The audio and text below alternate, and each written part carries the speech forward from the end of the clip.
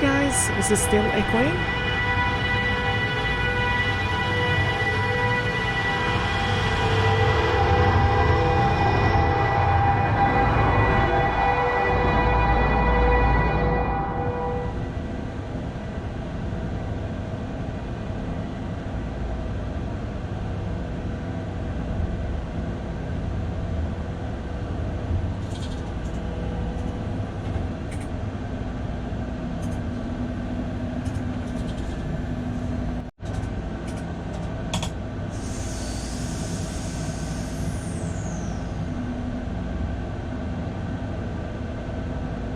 Okay, so in this trip we are actually leaving the maintenance hall from an unusual direction. We are actually going out the east end, which will basically translate to the same as the back door. And so coming around this curve here, we almost have to go down to a station called Loenga, which is a transit station for freight that wants to go from the freight terminal up at Alnabru and out onto the east line towards Østfold and Sweden. So we will be going almost down there, so you can see the east line down to your left when we get on the bridge. Then I'm going to switch end and go back into Lodalen to connect with the passenger carriages on this train.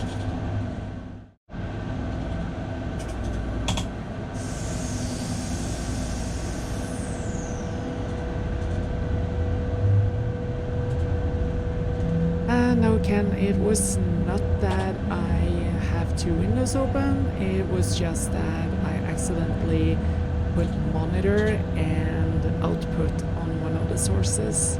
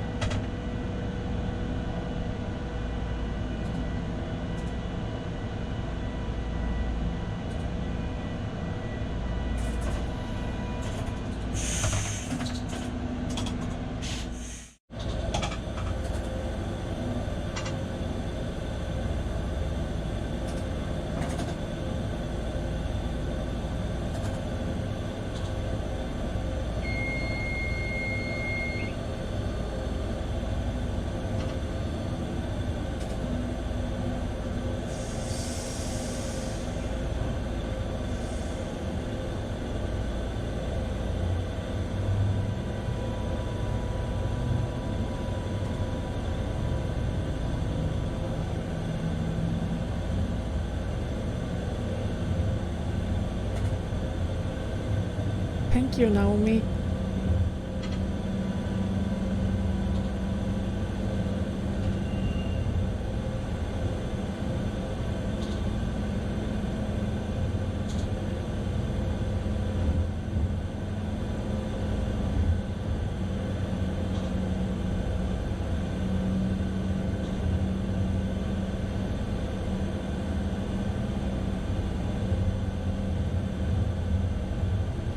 Oh, Stephen, it's actually even better than that. I actually had my first day out of quarantine today. So I actually went to the mall today, or like a mall, if you can call it that, in a small place like this, and the grocery store. And that was actually more than enough. Also washed the car. So that was kind of a sensory overload. Came back home. Had a small barbecue, and then I fell asleep like a rock on the couch.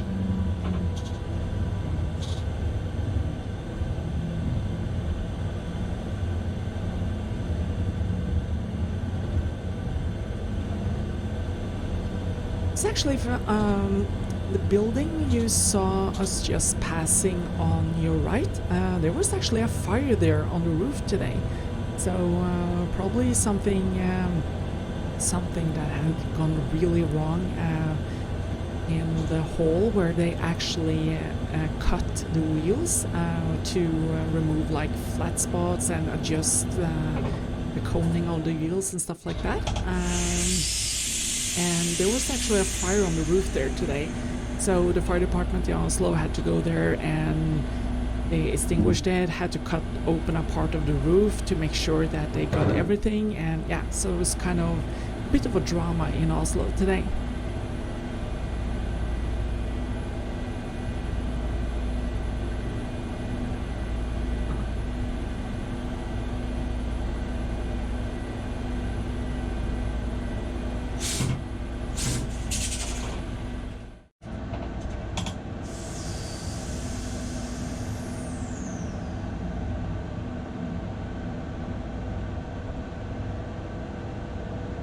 Thank you, Gilbert.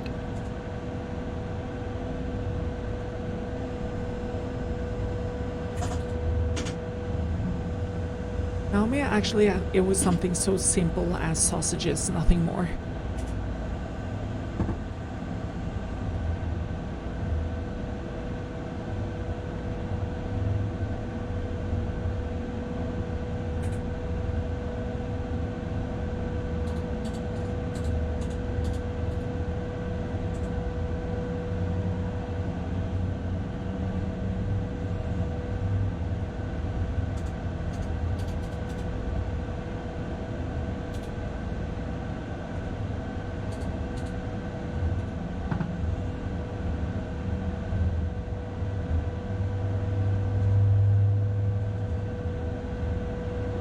Jerry, it's actually still an echo.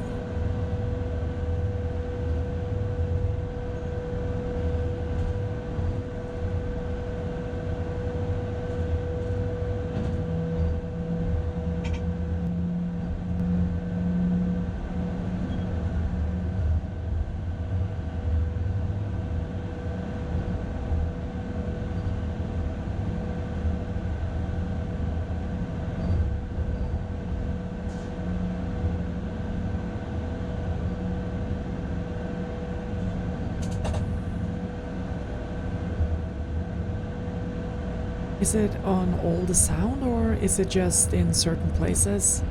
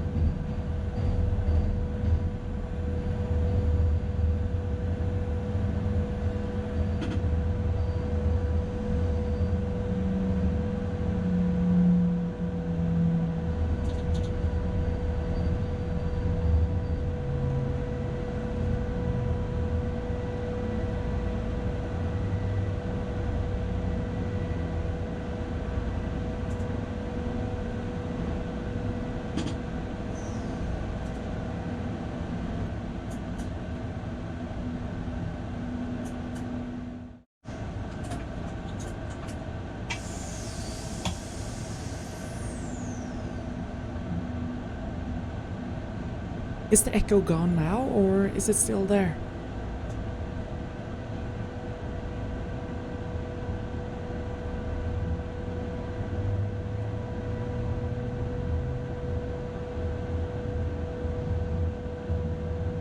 Jose, I do not actually have a speaker near the microphone. I'm actually using a headset and I have no speakers.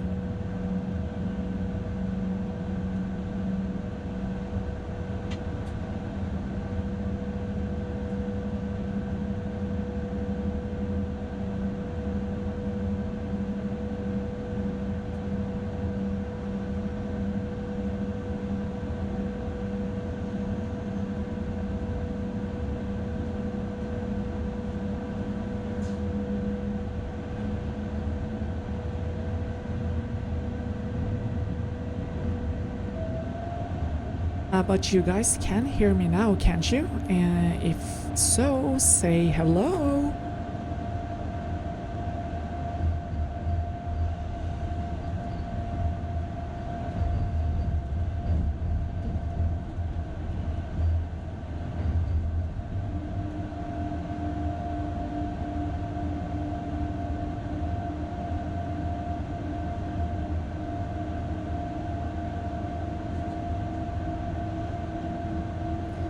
Okay, excellent. So how is the echo? Is the echo gone now? Excellent. Then I think I actually solved that problem.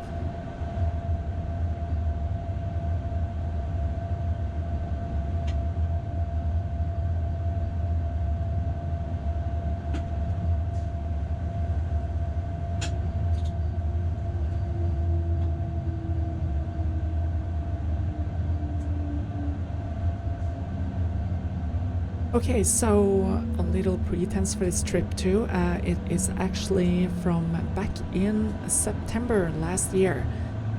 So I think actually this was the last trip before the GoPro 8 arrived. So this was actually recorded on the old GoPro 7 with the power production lens that I have actually been modifying. Thank you so much for the super chat, CJ.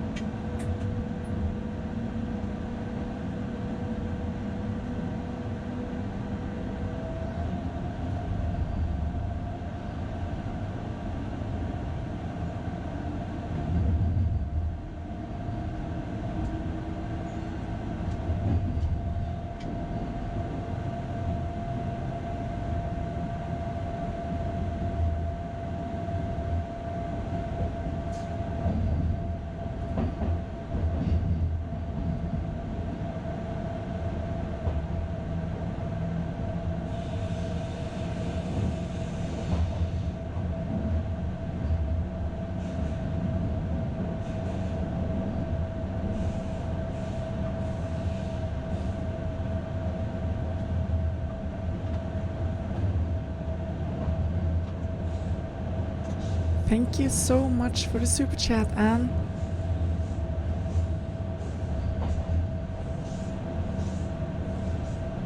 Okay, so right now we are actually in the Oslo tunnel heading for the station called National Theatre.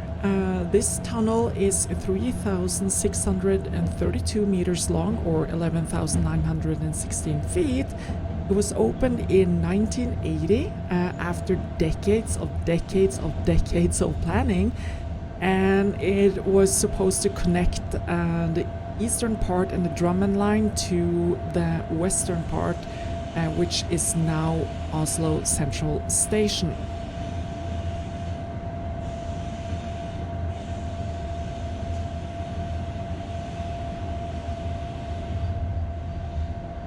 Thank you so much for the super chat, Finse.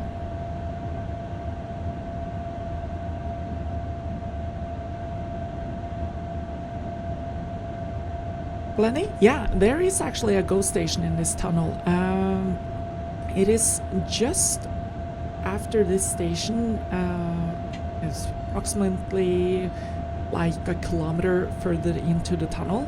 You will see the GO station. It's a platform that you will see on your left hand side. That station was supposed to be called Elisenberg, but it was actually never opened, and the reason for that is by opening it, the whole station would actually become a bottleneck in the system, because every train that would stop there would actually slow down the train that was coming behind. So they thought that that was a really bad idea to open, so they didn't open it. Thank you so much for the super chat, Kevin and Barry.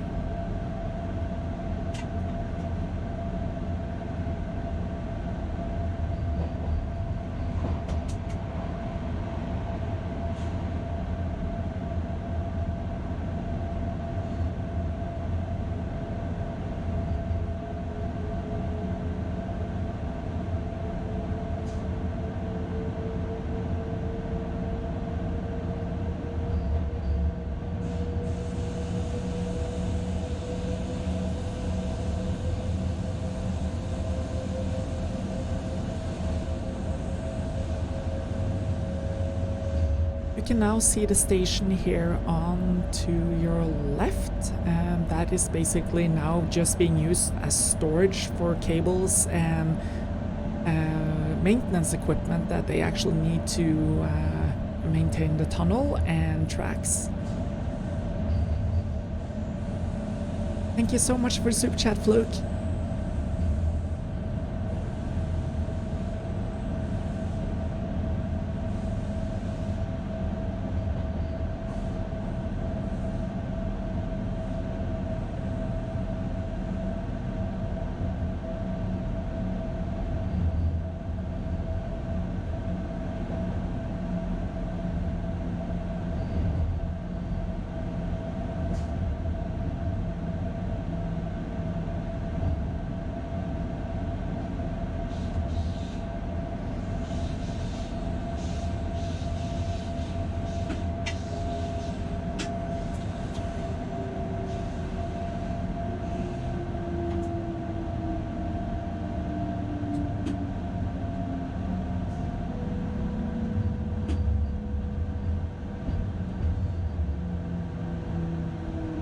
Thank you so much for the super chat, Gilbert and Rob.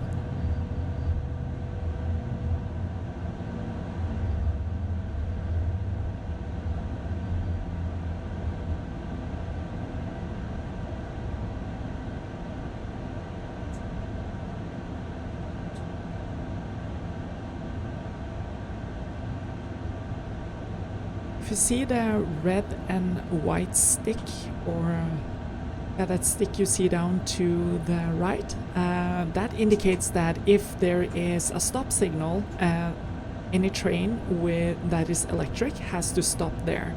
And that is because the way the catenary is sectionated, so if they need to, they can actually cut the power on the station, but not for the trains that are waiting to come into the station. So to make sure that you are in safe distance from the section, they actually put that stick down there to tell you that if you see a stop in the signal, you have to stop here, unless you want to accidentally pull the power through from the outside and into the station, which could in practice harm the workers that would have been working on the catenary.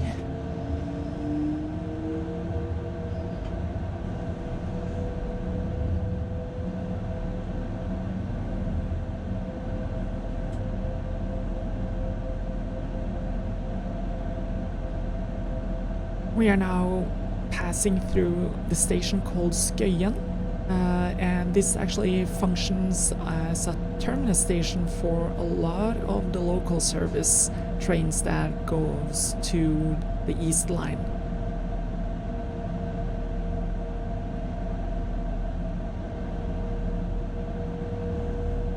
Thank you so much for the super chat, Roger. Thank you so much for the super chat, Glennie.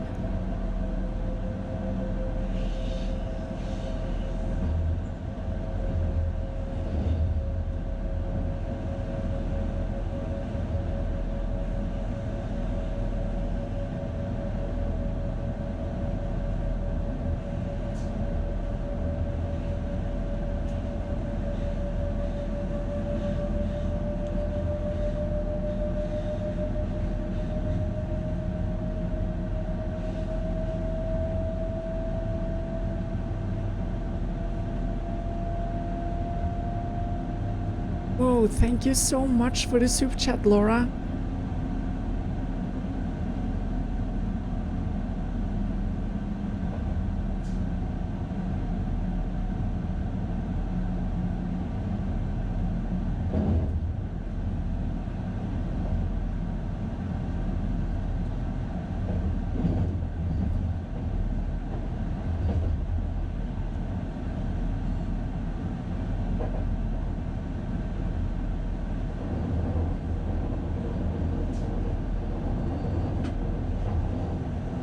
And Fatman, the local service is trains that actually stops on all stations between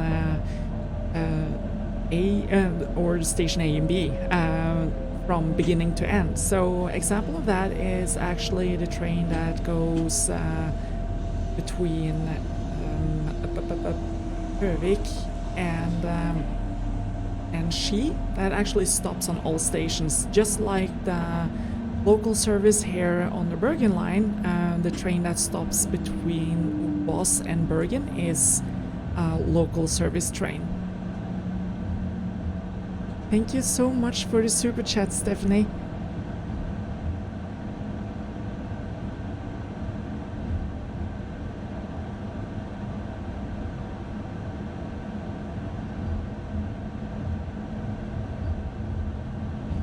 Naomi, I haven't seen it yet, so is it on Discord? Thank you so much for the super chat, Greg.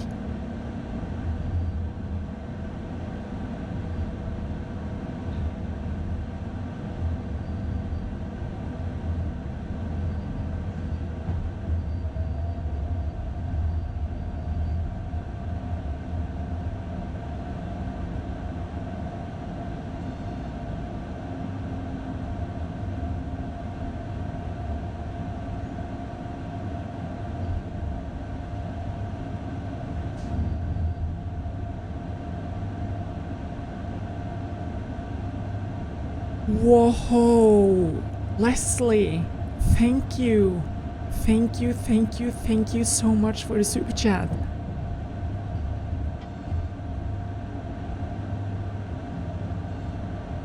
Whoa. We are now passing through Loenga Station, and the train you see to the left is actually one of the class 73, which is today, exactly this train is today operated by the company called Go Ahead, which operates the South Line. The top speed of that train is 210 kilometers per hour, and it actually has active tilting, which means that on lines that is approved for overspeed for train with active tilting, they can actually go at vastly higher speed than conventional trains. And now we're actually going down into Bærumstunnelen, or Bærum Tunnel. It is 5,500 meters long, and it actually goes as deep as 14.85 meters below sea level. Thank you so much for the super chat, Greg. So yeah, this tunnel actually goes below the sea level.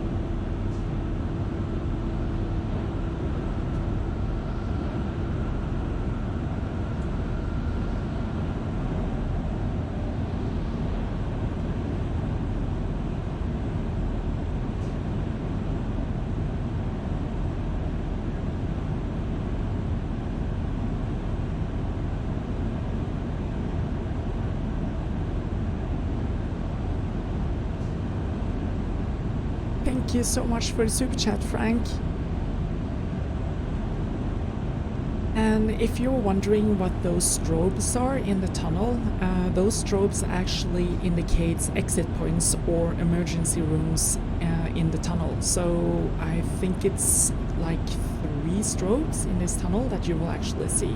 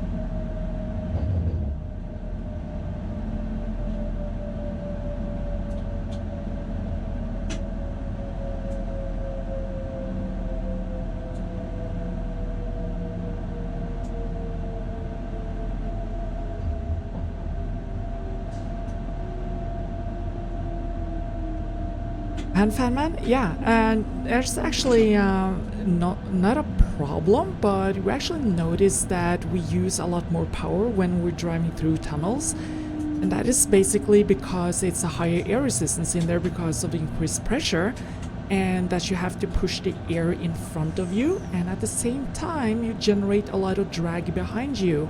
So in that vacuum you have to kind of suck the air in from the outside. So yeah, that increases power usage when we are running through tunnels.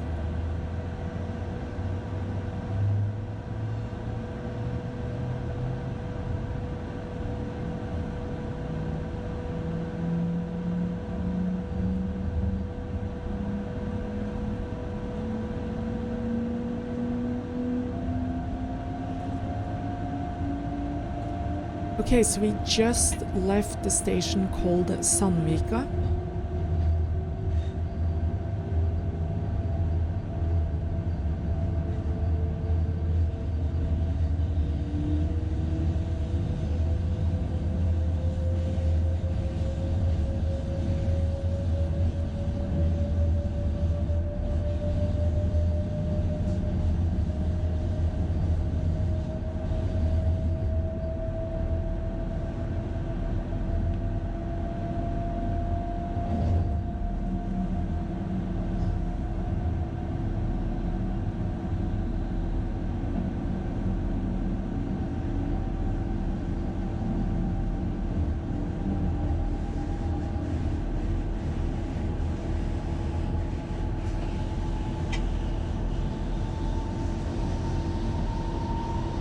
And right now we are entering the tunnel called Drammen, so Drammen Tunnel. It is 3,590 meters long. And then we will come out into a small opening, and then we will be blasting into the tunnel called Skøyen. And just on the outside of Skøyen, on the other side, the tunnel is 3,790 meters long. We will arrive at Oslo Station.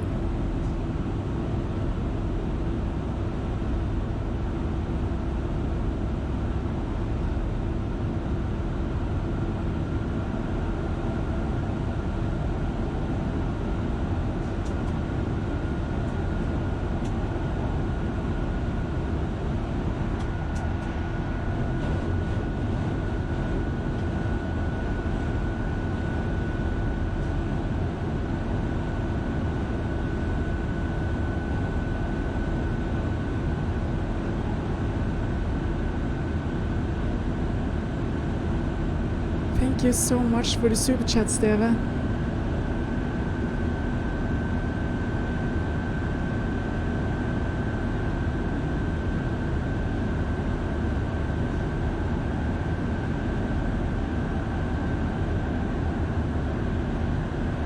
And if you look to the left, you will see another double track, and that is actually the line, the old Drammen line, which you saw was kind of going in the middle before we entered the tunnel after Sandvika.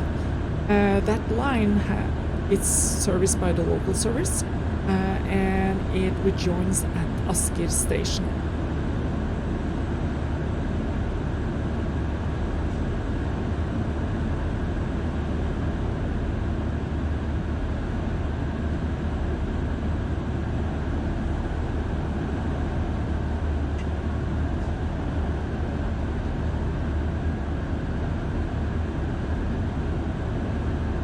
Gilbert? Yeah, we actually do hear the engine, and the sound of it is actually the sound we hear in real life is actually the same sound as you hear here on the video. So we usually hear the sound of the traction converter as it increases the frequency and stuff like that. The engine itself is more noticeable from the outside.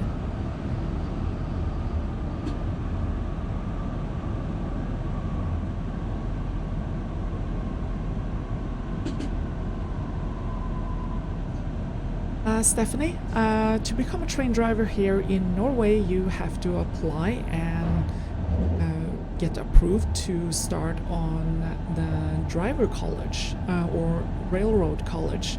And that is education that lasts for a year.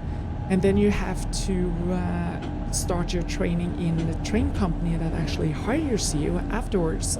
So the education in total will take from 1 year and 3 months and all the way to almost 2 years, depending on what train company you start to work for. And I actually sounded the horn pretty hard right there, and that was because someone was talking on the phone and was passing the yellow line, and I think the person was supposed to stand on the edge and talk on the phone, which is not a good idea. The yellow line is there for a reason.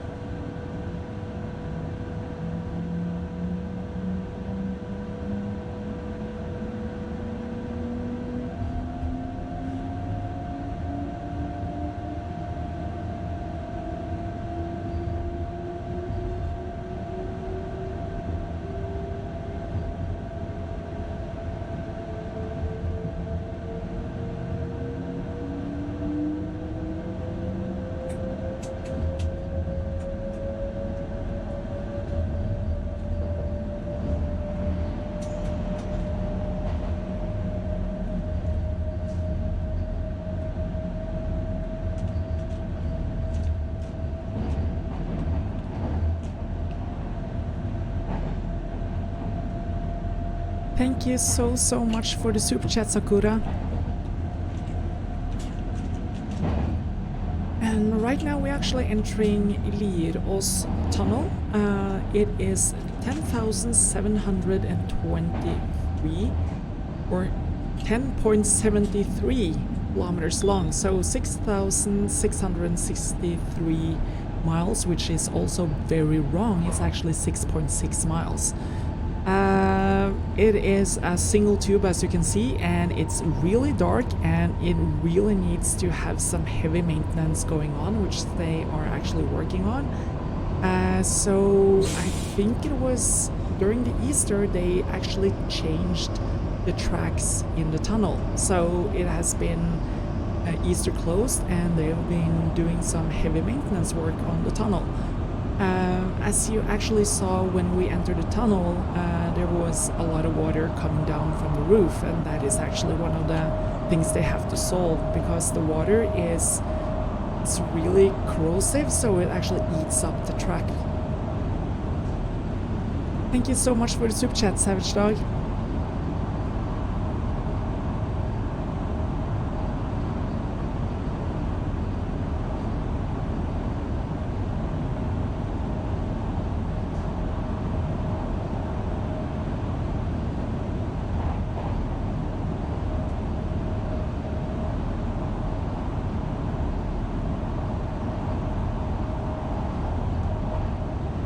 And if someone is wondering, the maximum speed in this tunnel is approximately 81 miles per hour or 130 kilometers per hour.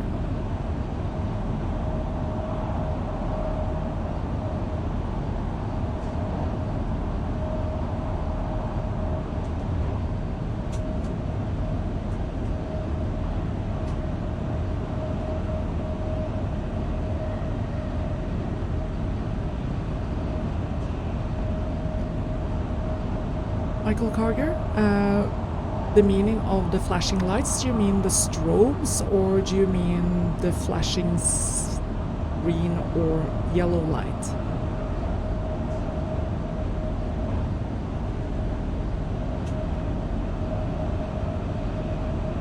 Glenny, Romeriksbotn is in the other direction.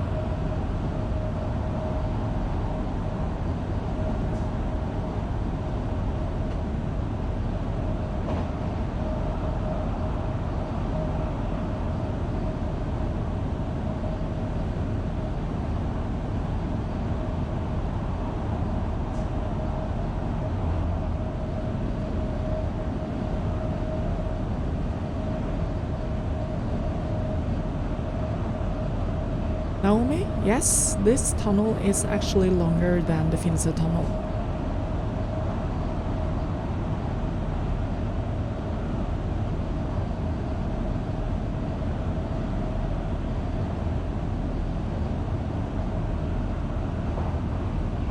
Dr. Alparslan Duman, actually,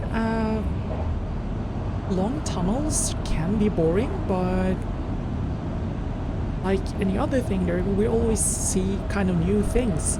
So there's actually a lot of features and stuff like that in the tunnels that can be quite interesting.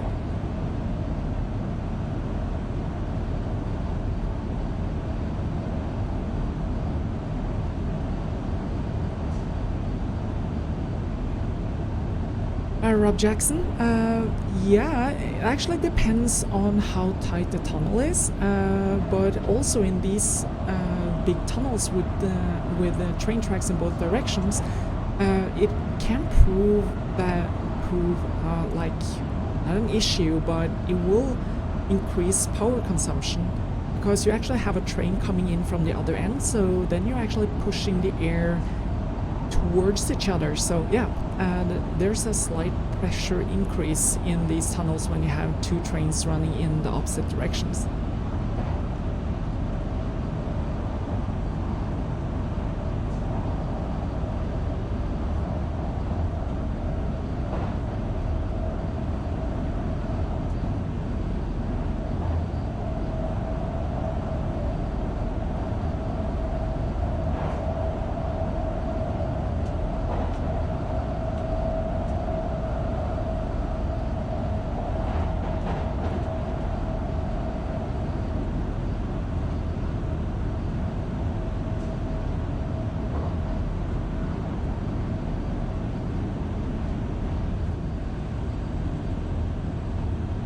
The station we're passing right now is called Lier.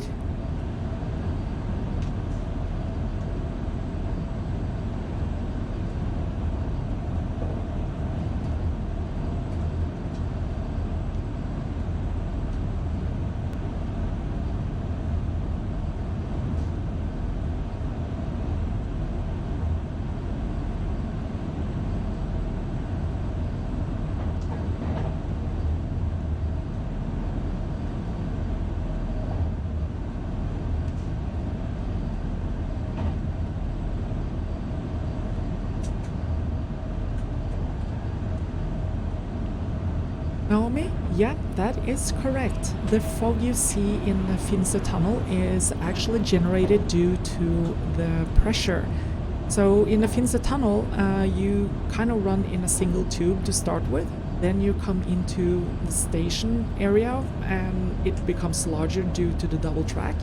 Then it contracts again to a single tube, and that means that you actually have pushed a lot of air in, and then suddenly that expands, and then you compress it in the end, and when you compress air, it actually becomes humid and you can have fog. So yeah, we are actually generating clouds when we are running through the Finse tunnel.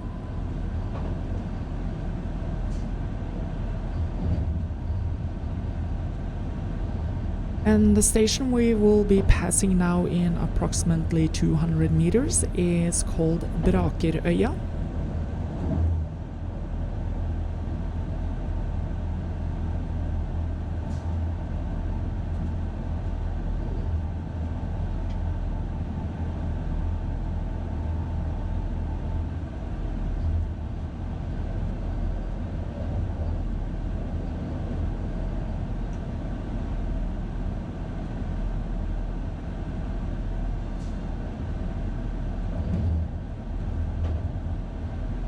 Frank, those poles that are black and white, they actually indicate the place where you cross over a field. That tells the level crossing system that there's actually coming a train. So that is the connection point. So when you pass that, you tell the level crossing system that you're actually coming, and it will then lower the gates. When it comes to the same type of sticks that is white and blue, those actually indicates that there's a technical installation in the track. So those are typically placed where you see balises and other technical installations like derailment indicators and axle counters.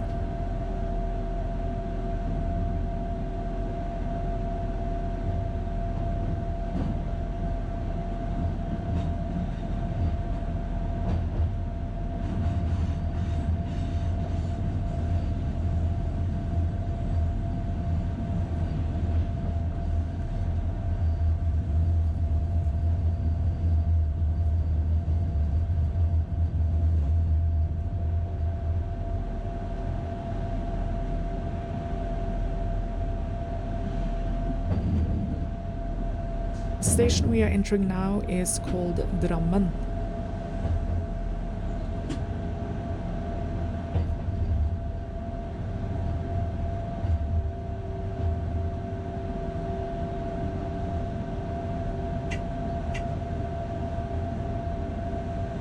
Just as an interesting side note, the bridge we just crossed over, the track next to us on the left, that bridge span is actually the longest bridge span in Norway. For trains, that is.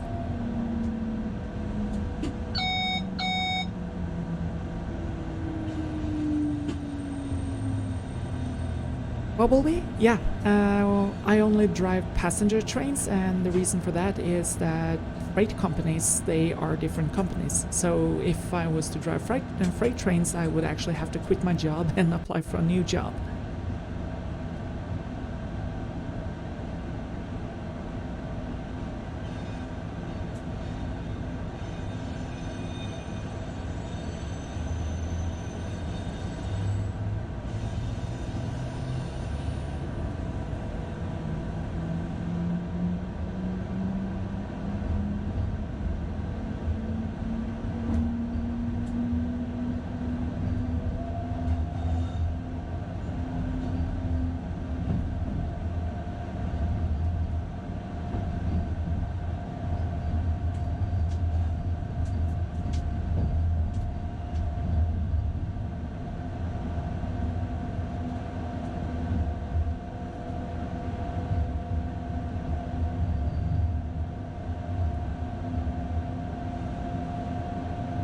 Have a cliff. We actually have a flange greaser on board, so the local will disperse a small amount of grease onto the flange on certain intervals.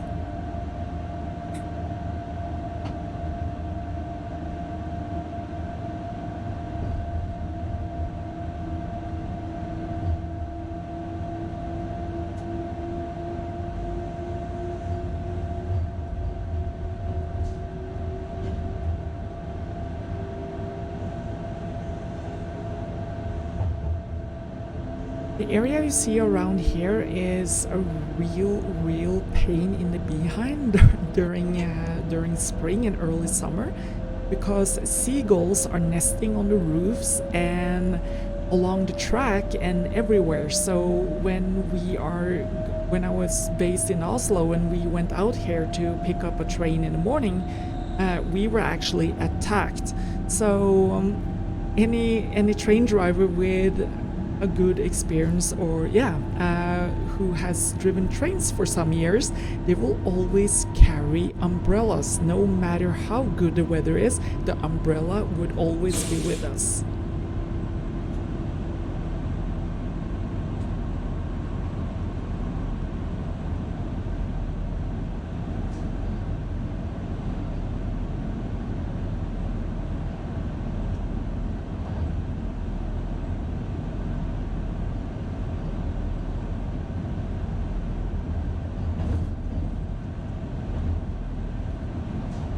The station we are passing through now is called Gullskogen.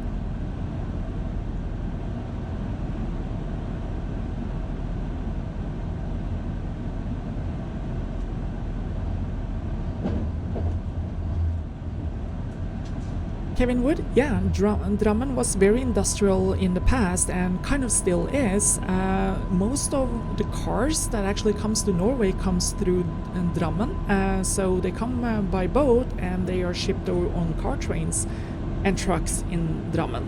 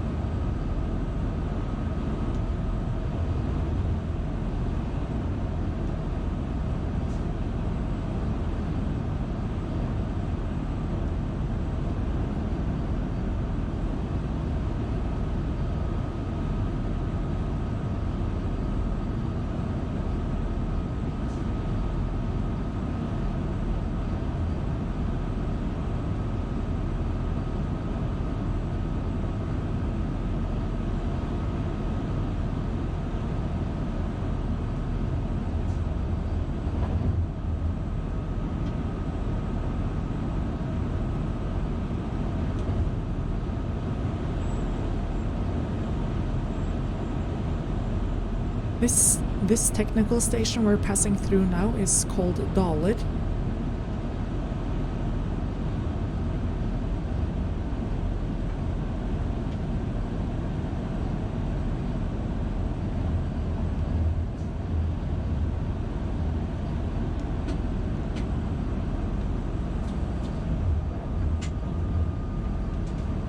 Abraham Weiss, they actually don't attack us in the cab. We actually have to walk out there to pick up the train. The train doesn't come to us. So yeah, so when we're out there doing the safety checks around the train to see that everything is in order, they tend to attack us, and especially when the chicks are running around.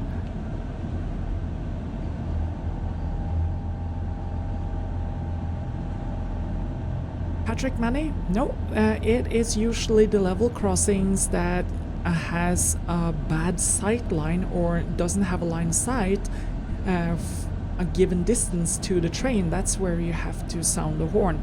So typically our level crossings without a gate system and lights and sound, and for some systems that has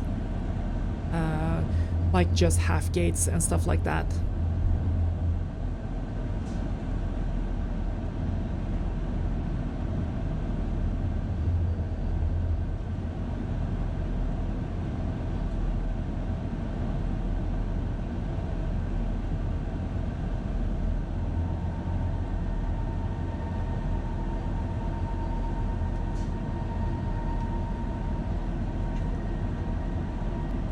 Greg Ryan, yeah, I see your messages, but do you mark them with the whole name, or?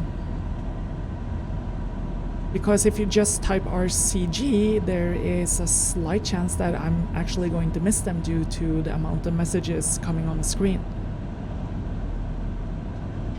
The next station we will be passing through is called Myrdal.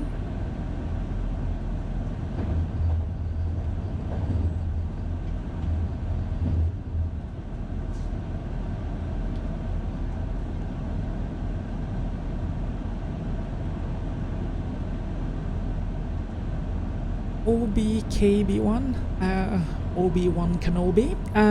The blue speed signs, they are actually meant for trains that has active tilting, like the class 73. So the speed that is noted here is 130 kilometers per hour.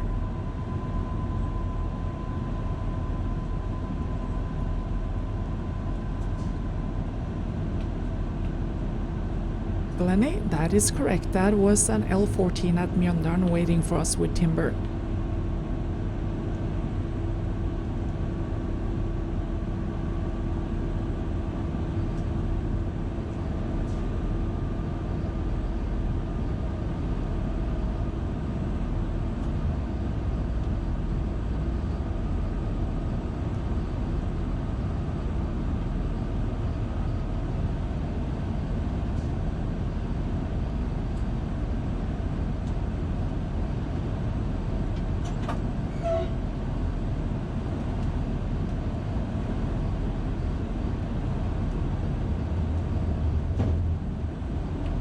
The station we're passing through now is called Steinberg.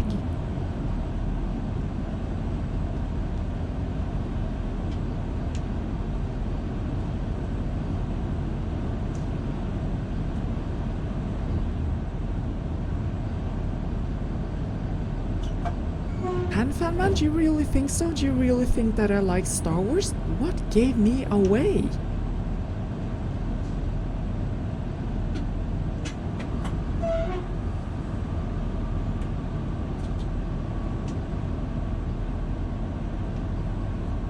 Catherine, yeah, I'm actually really glad I survived the quarantine. I was actually kind of worried after traveling back home that I would have caught something either on the plane or at the airport, because yeah, I kind of felt I was venturing into an environment that would give me the thing, and yeah. So just glad I got through the 14 days without any symptoms and still healthy.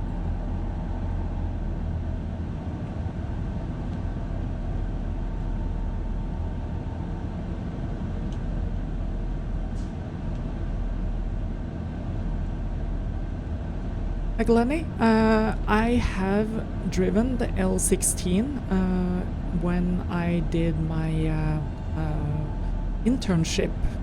Is that what it would be called? At Cargonet, but I have never driven the L17. And the next station we will be stopping at is called Hokksund.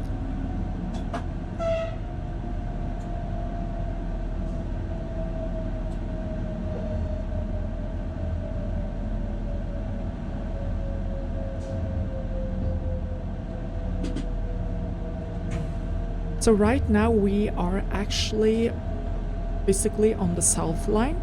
So when we come into Hokksund, when we leave Hokksund, you will actually see the south line turn to the left, and we will be entering the line called Randsfjordbanen or Randsfjord line.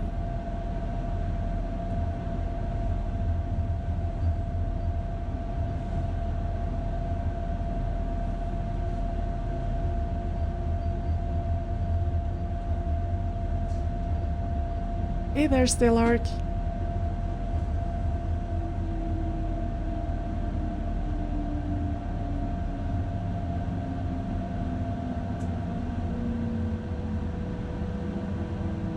Frank, Star Wars things I speak, hmm?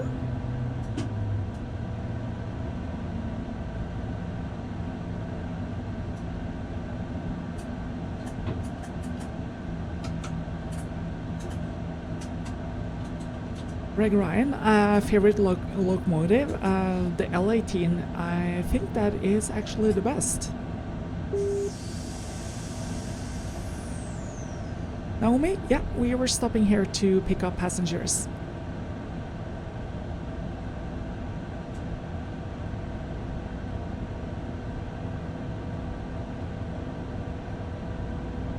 Stellark, yeah, I am doing well, healthy, and I am finally out of quarantine.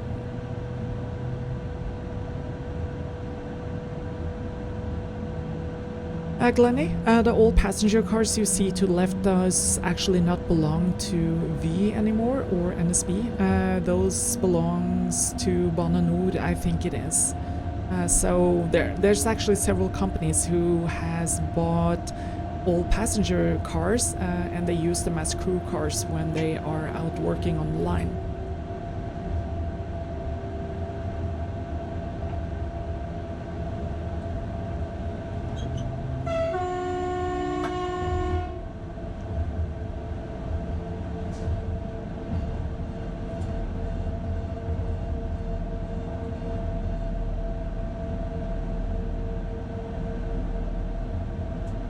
Tim Malone.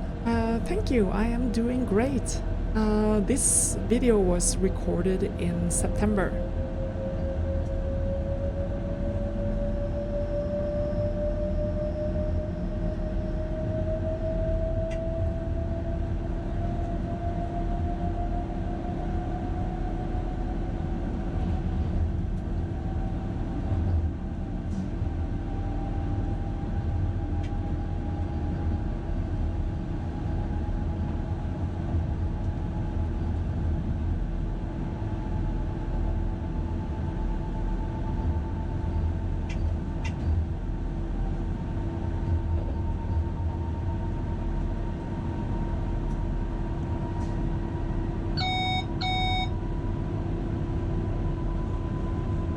One lock, they actually just close the line or the tunnel, Lier tunnel, during summer and some weekends throughout the year. Basically to try to make the least impact for travelers.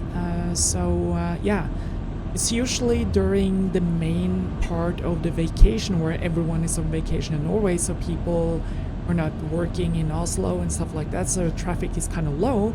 That's the time where they usually close the line between Oslo and Drammen to work and to maintain the track.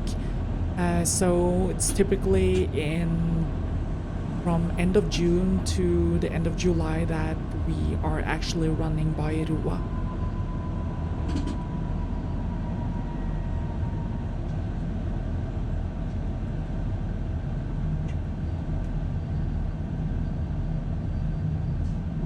I totally agree, Team Alone. I'm really looking forward to a green scenery again.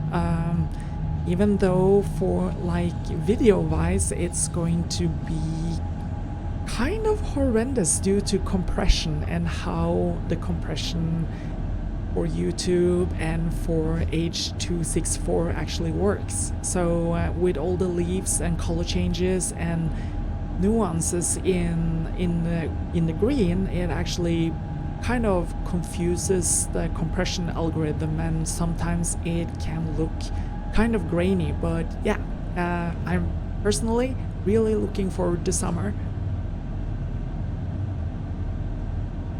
Thank you so much for the super chat, Tim.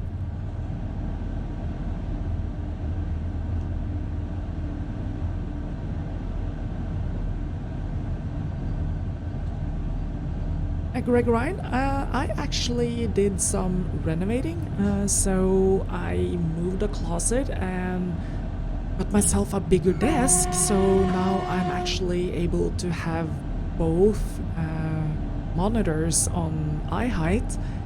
And what else? I basically did everything I needed to do with the channel, with editing, and yeah, so the days has not been boring, and that was just 14 days, and I felt like, oh, I could need another 14 days to give me more vacation.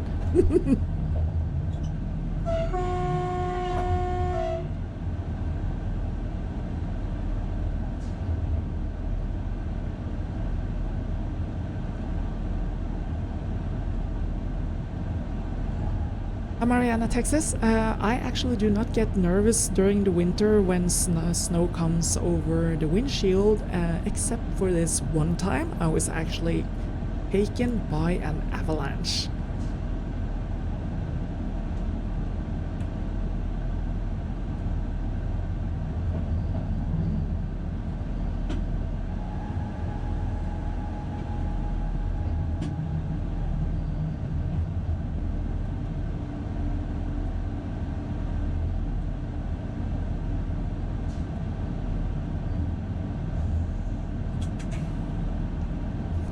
Lenny, congratulations on the new apartment.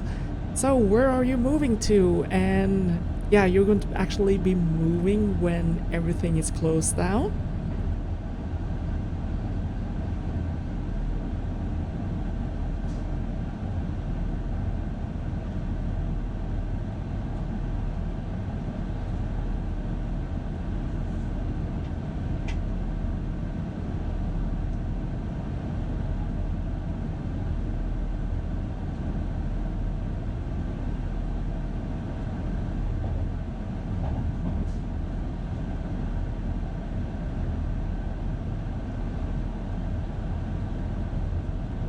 The station we will be passing through now is called Skotselv.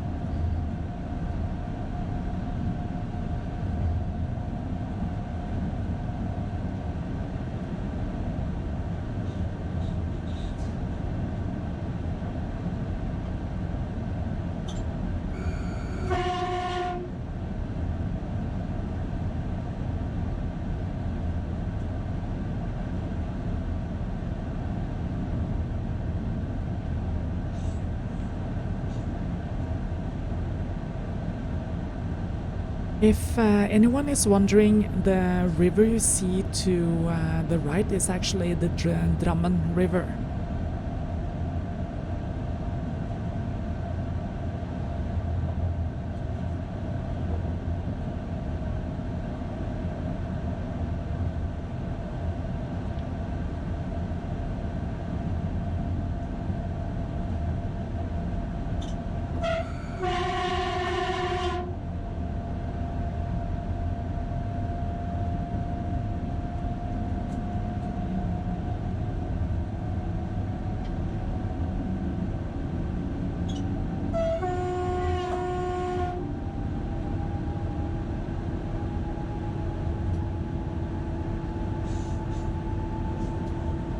That's so funny.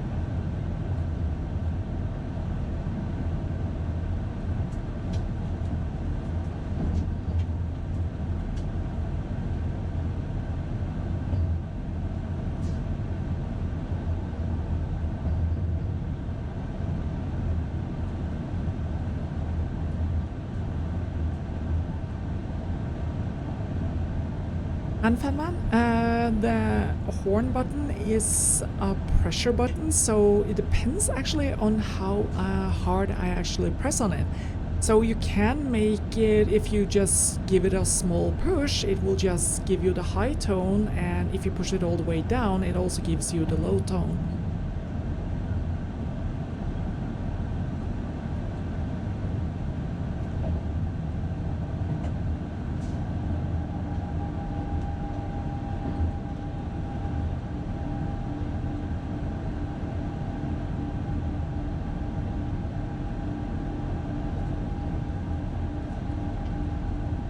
Yuri, do you mean the double beep or just single beeps?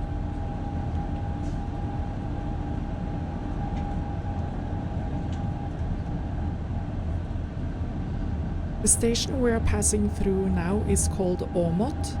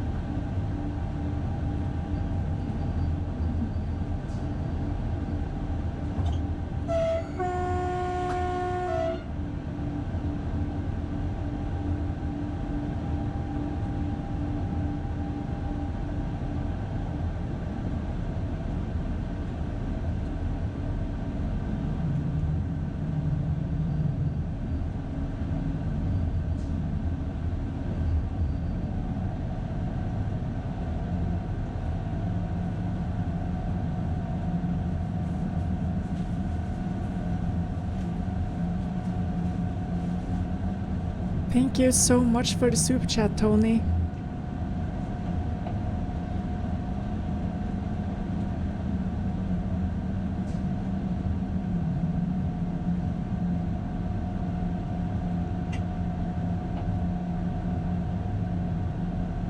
Regina, the next station is Vikersund.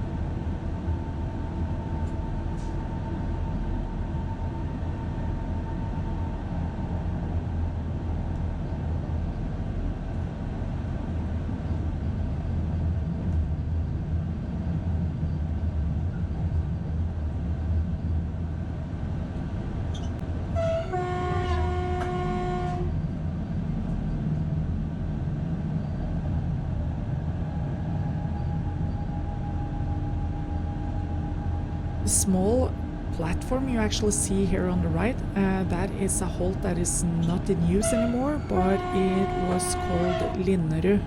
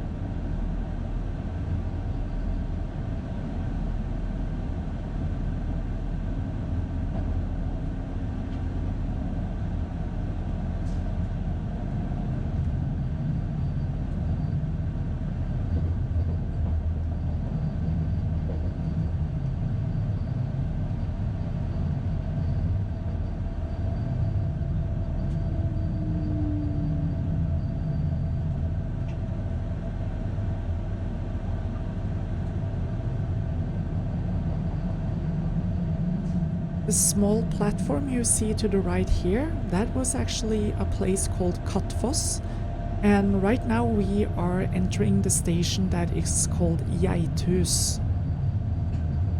Thank you so much for the super chat, Hanfan Man and Yuri.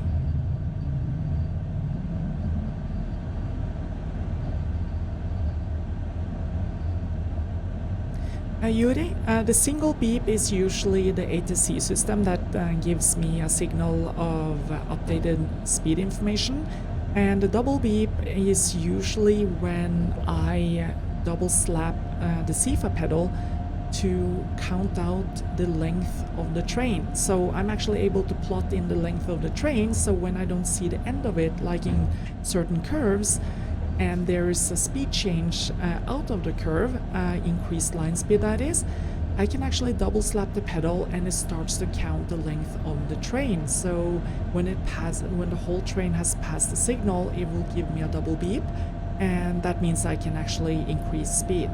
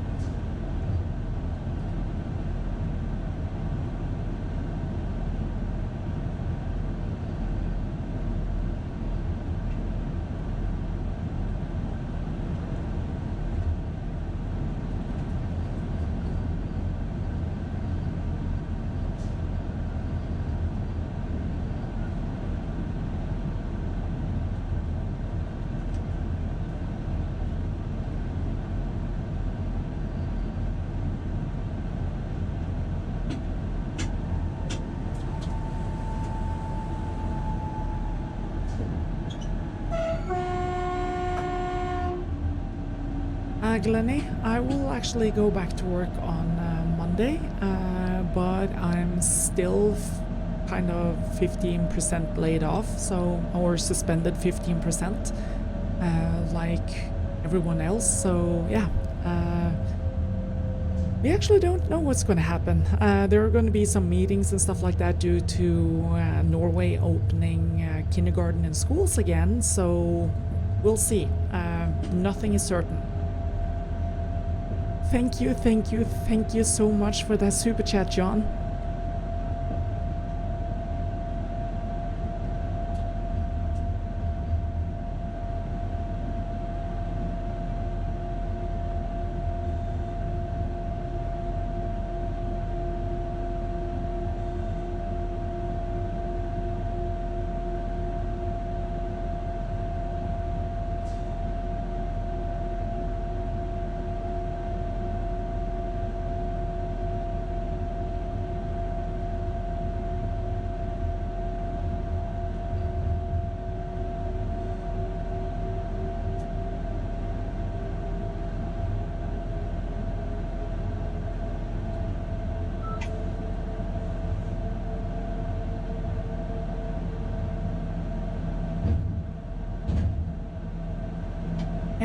As a side note, to your left, you can actually see some old carriages and a platform.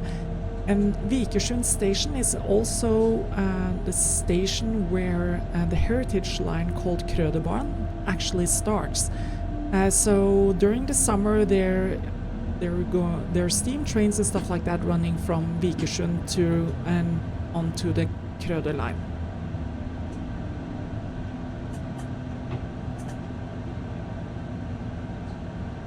Thank you so much for the super chat, Mariana, Texas.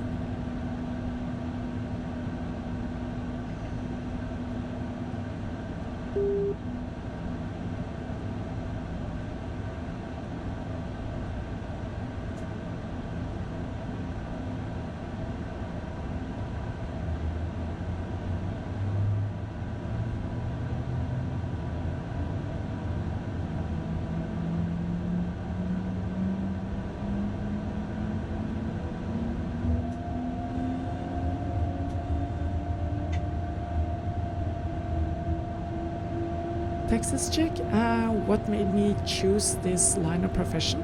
Basically, I always wanted to do it.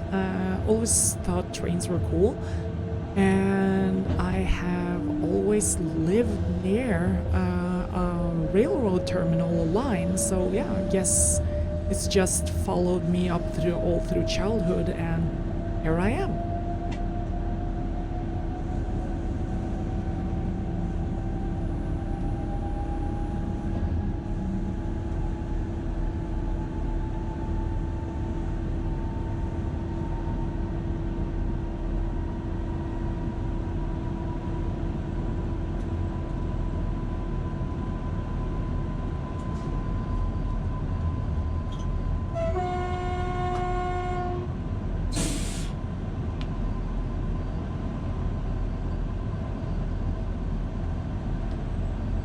Hey there, Mary, and congratulations on 39 years, Greggy Mary.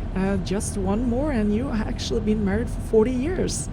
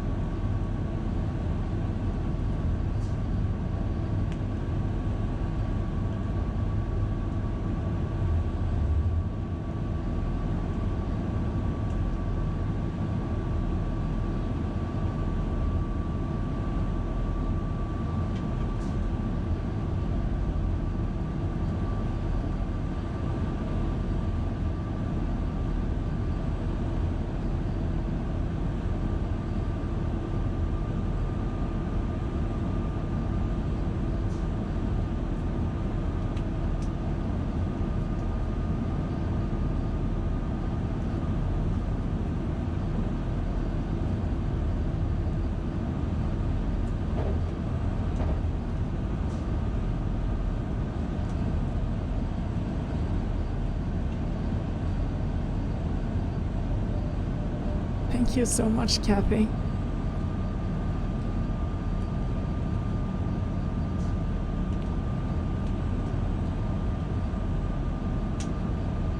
Mariana, Texas, learning to operate trains, for me at least, was pretty easy because I had been driving trams in Oslo before this. So the whole thing here is that it isn't harder to actually drive a train compared to a car. What you have to think about and is that it's kind of a different thinking when you're actually driving something that is this heavy. So you have to plan your driving a lot more like further out in time, and you have to follow up on the signaling, which you would actually do in traffic as well, but here you have to really have the line knowledge as well, and to think about what you're actually pulling and what kind of restrictions you're running under, and you have to space out the schedule on your train so that you don't use unnecessary amount of power, and make sure that you just don't run full speed up to a signal and have to stand there and wait for 3 minutes before you can continue. So there's a lot of things to take into consideration, like how far is it to the train in front of you, how far is it to the train behind you, what kind of train is in front of me, and where is it going. So yeah, there's things like that we take into consideration when we plan our trip, and all of these variables can also change during the trip. So yeah, there's just a lot of adaptation and thought process going into it, but operating the train is fairly simple. It follows the track, so we just need to focus on braking and acceleration. And this has to be done in a really silky smooth way when you are running with passengers, so it's actually comfortable for them too. And you have to take into consideration that the conductors and other passengers are actually walking up and down the aisle to the bathrooms, to the restaurant car and stuff like that. So yeah, that is basically it.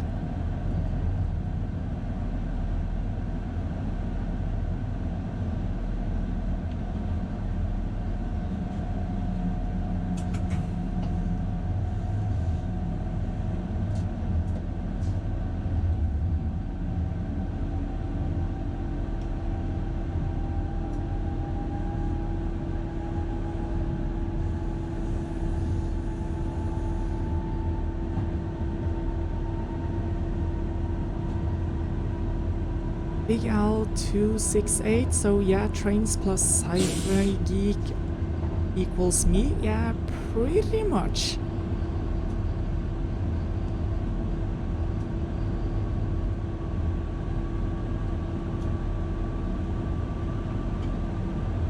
Big Al, you might just as well call me a nerd.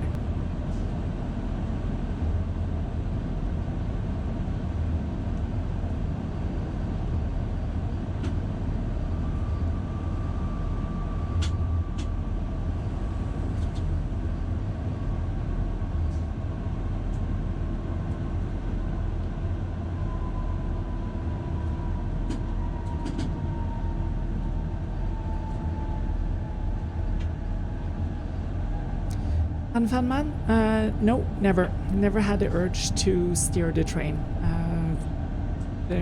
Basically, you're able to separate the difference between them.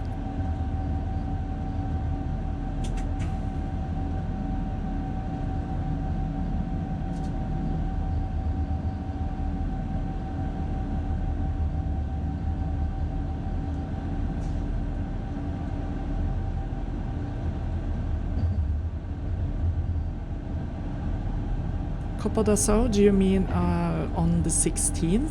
Like next month or something? Or what do you mean?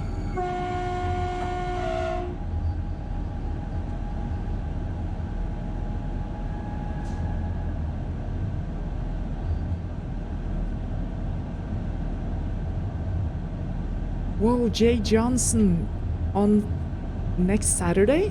Oh ho ho! Should we have a stream for Jay Johnson next Saturday?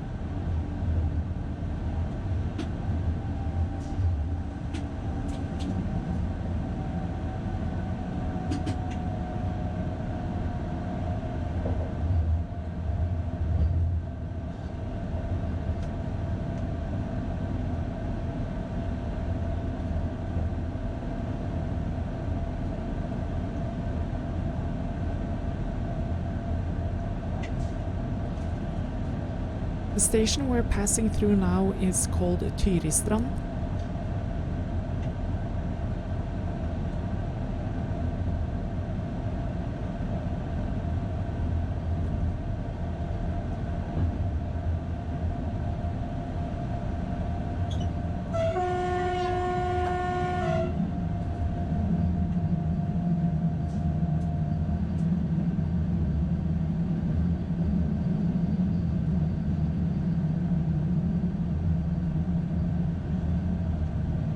Damaging. The high speed I have ever run with a train is 210 kilometers per hour on the Gardermoen line between Oslo and Gardermoen Airport or Oslo Airport.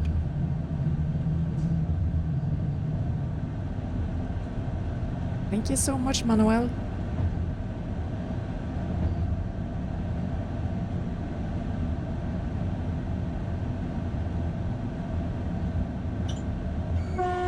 So, if you are offered to try that at the age of 16, I would say yes, I would definitely do it.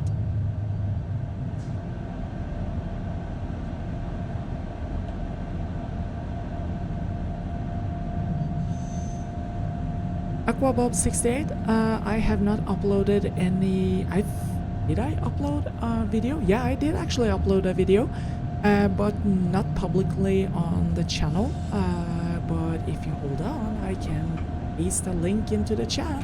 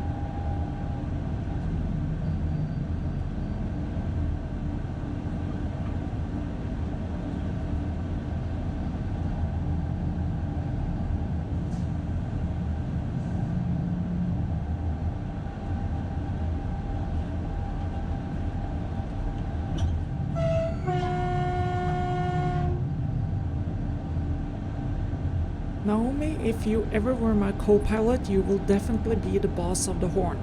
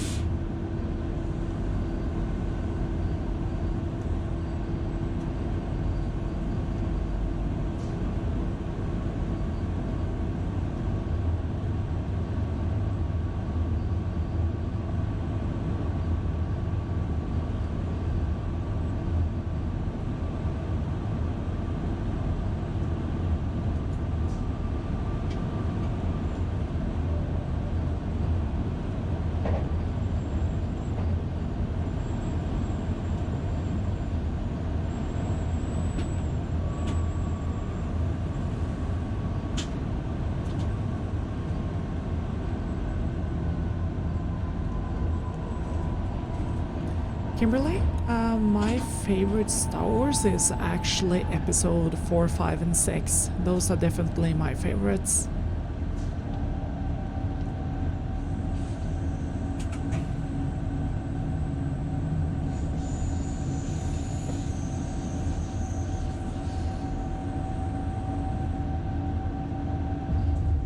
Robert Fink, the dimension or distance between the rails or the gauge here in Norway is 1435 millimeters, so it's the standard here in Europe.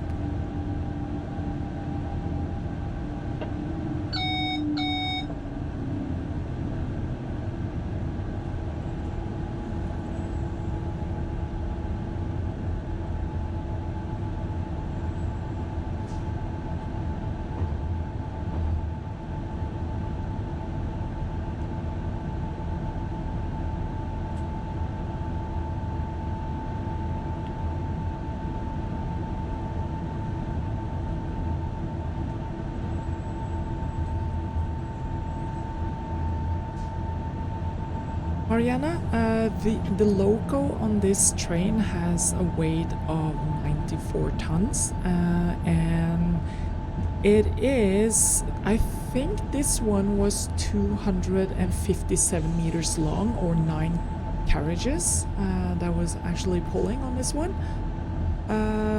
And it takes a fair bit of distance. It actually depends on what your speed is and the condition on the track. But you have to estimate at least 800 meters to 1,000 meters before you actually are able to stop these trains from full speed.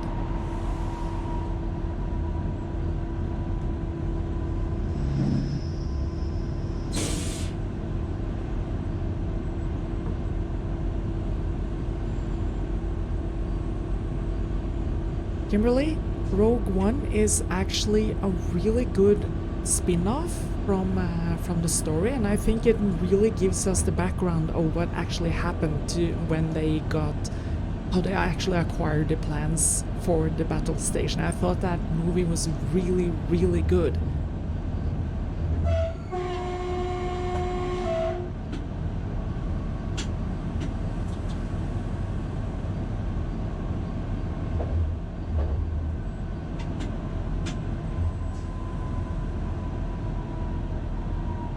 The next station we are driving into is Hønefoss.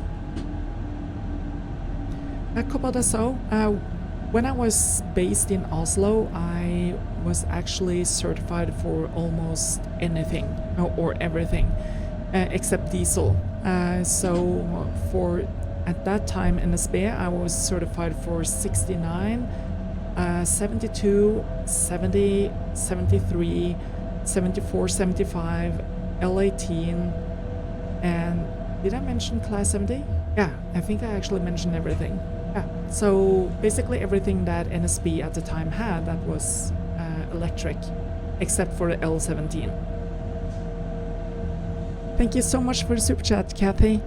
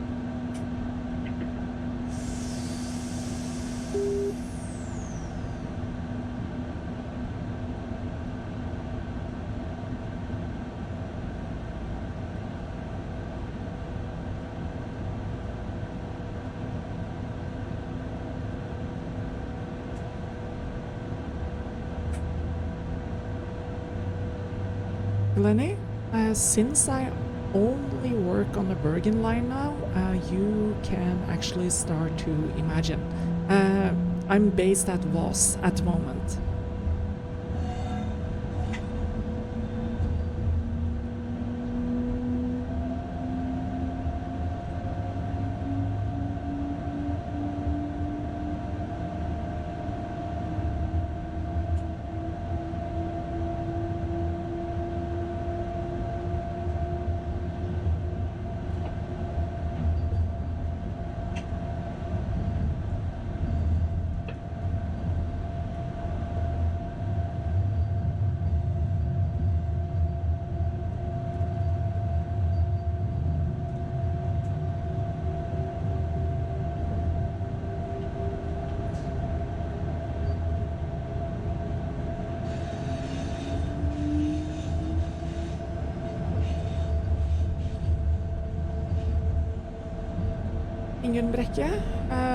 If at the moment mean anything, no, not really, but you never know what's going to happen in the future.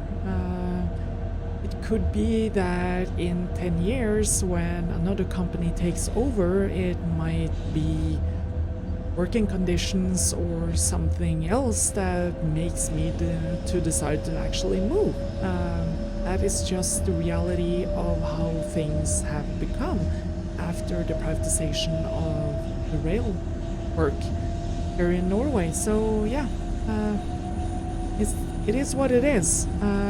For the moment, everything is good, and we'll see what the future brings.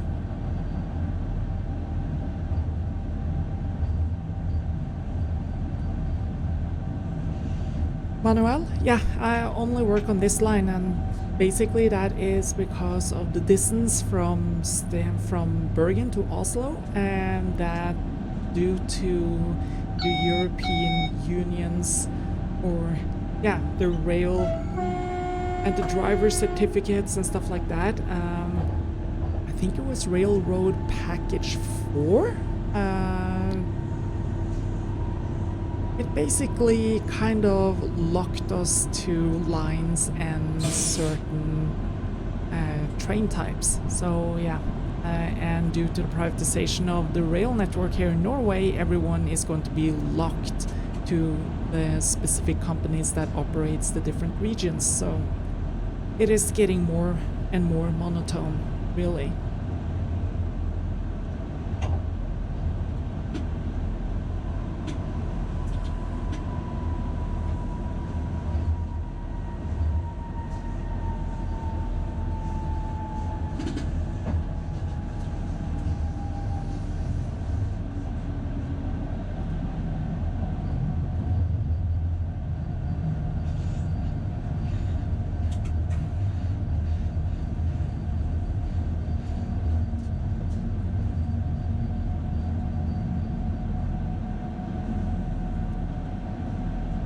David Marsh, yeah, that happens basically now and then.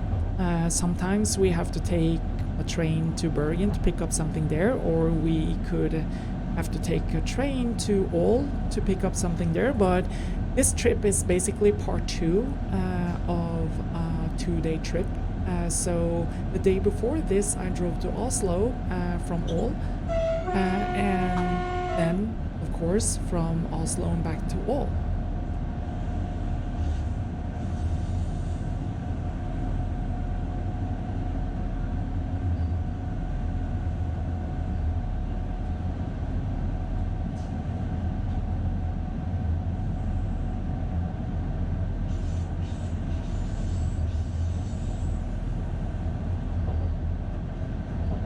LG, we sound the horn in front of level crossings, and with level crossings it doesn't actually mean that it is level crossings for cars and stuff like that.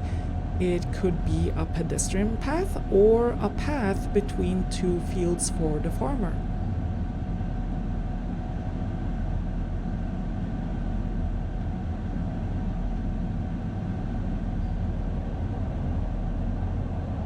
Thank you, Sakura.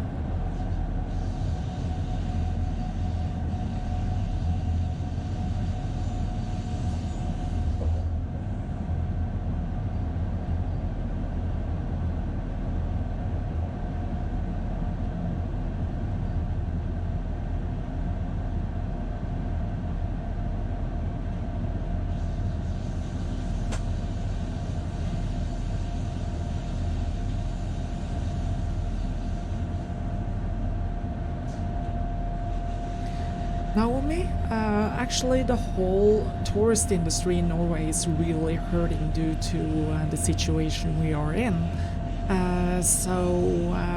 Yeah, we're actually not sure what's going to happen this summer or after the summer. It basically depends on if a lot of hotels and tour guides and other companies who's relying on the tourist industry will actually survive. So yes, it's kind of too early yet. It really depends on how things soften up and if there are actually going to be any tourists in Norway at all this year.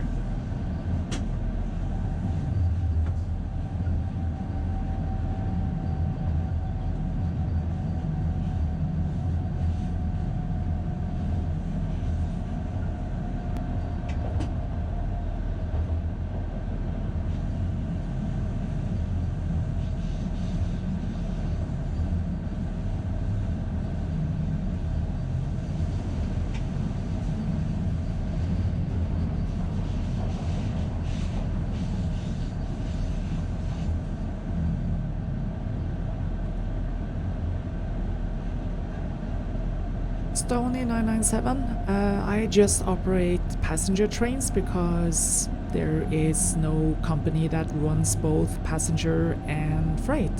The freight service in Norway was actually the first one to get separated and let's call it capitalized and privatized. So there's like a huge competition there for the same amount of freight, and one can ask yourself if that is really healthy.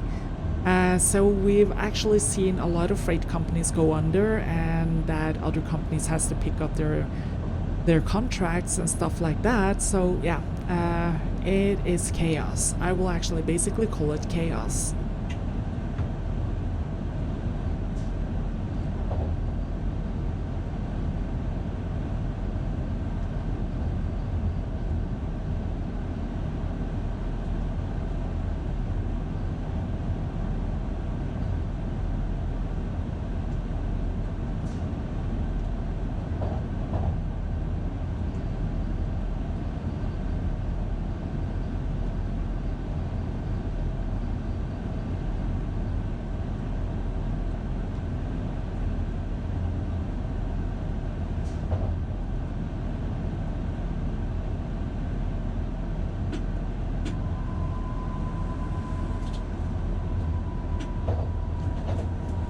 The station we're passing through now is called Vieren.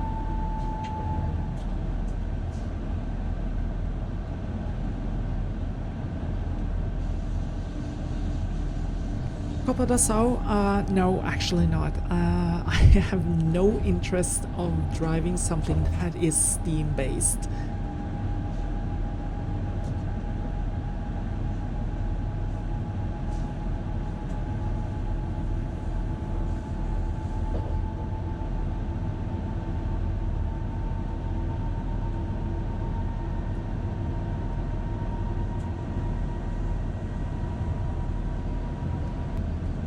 Stony 997, Norway will welcome you.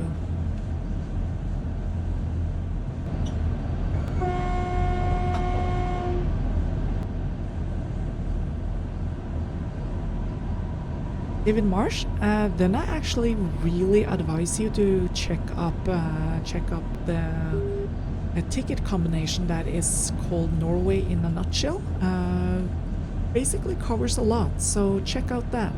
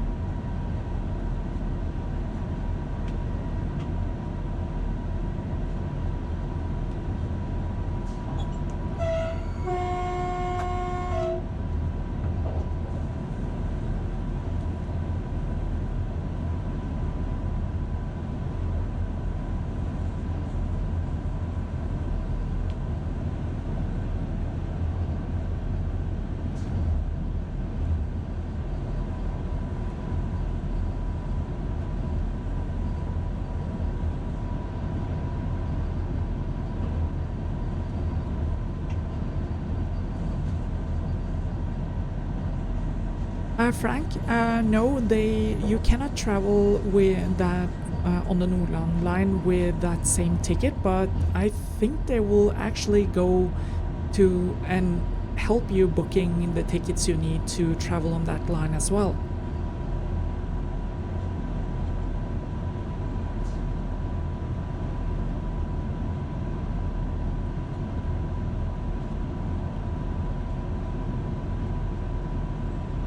Hey there, Shelley.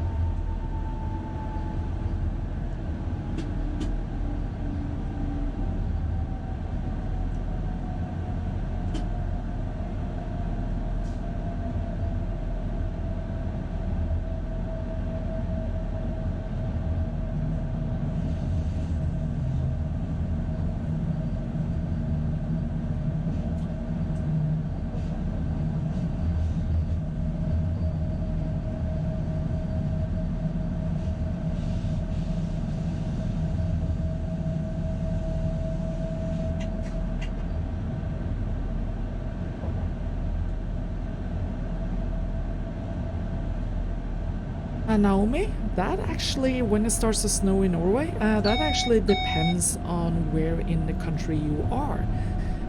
So of course it starts to snow in the mountains a lot earlier than elsewhere. But typically, well, here at the West Coast, typically it's the weather's really good in September and October, and November is like really wet and dark and gray and horrible. And then you have December, which is kind of on and off between fall and winter, and in January that's when it actually really starts to get cold. So January is also the coldest month of the year in Norway, and then you have February and March, which is like the really winter months, and towards the end of March things starts to melt, and April is the start of spring, and you have full spring in May, and summer starts in June and lasts all the way from June to like the end of August, beginning of September.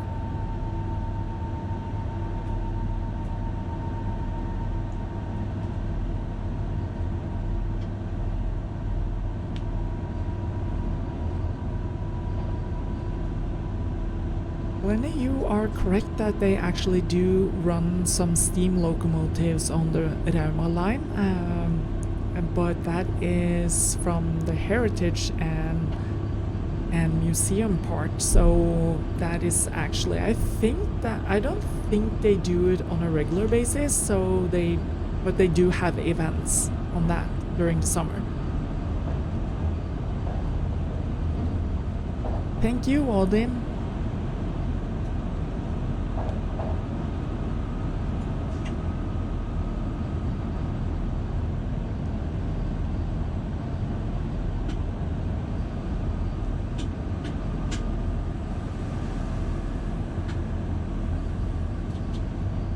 The station we are entering now is called Sokna.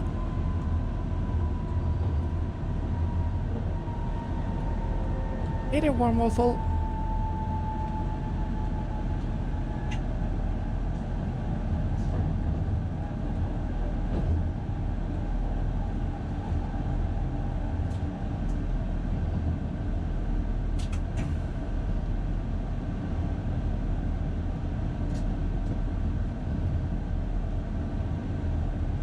other historic trains we have here in Norway is also on the old line from Arna, which runs on a really old part of the Bergen line that went outside. That runs steam during the summer, and we also have a narrow gauge track at Sørumsand, which is called Tertitten, which also runs steam during the summer. And that is a really cute line, actually. J. Johnson, yeah, it's fenced off because no train stops at Sokna anymore. So the platform is decommissioned and they don't want people to cross the tracks.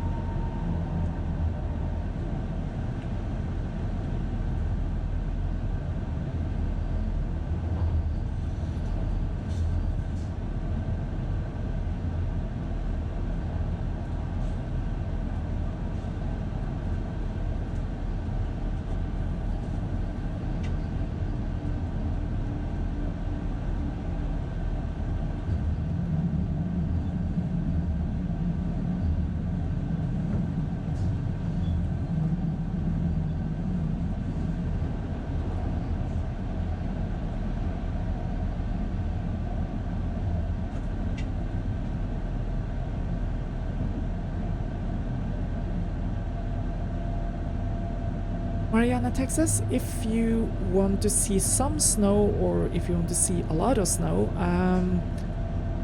if you want to see some snow or experience like both, I would say that you can experience some snow in the end of October or mid-October to end of October. And if you want fully fledged winter, I would recommend February.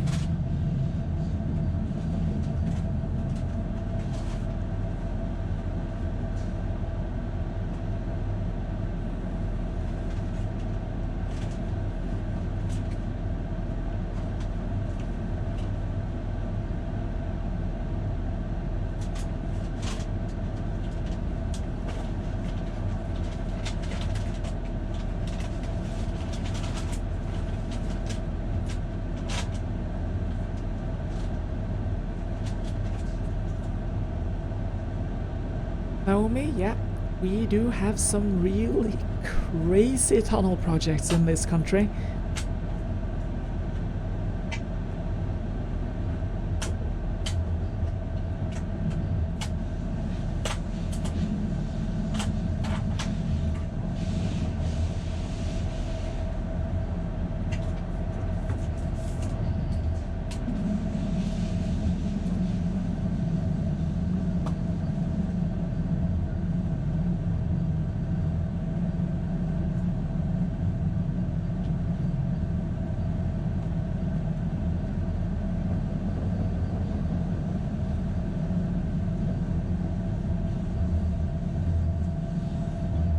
J. Johnson, I'm actually looking into getting a thermos with the logo on, and if I have that, that would be exceptional.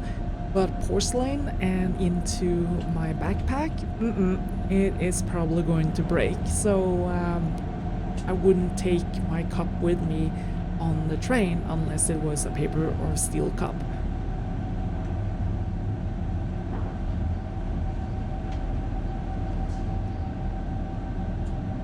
Joker Game blogs Israel, trains still run in Norway because it's actually an essential service, but we have taken precautions on the train, so everyone has to buy a ticket beforehand.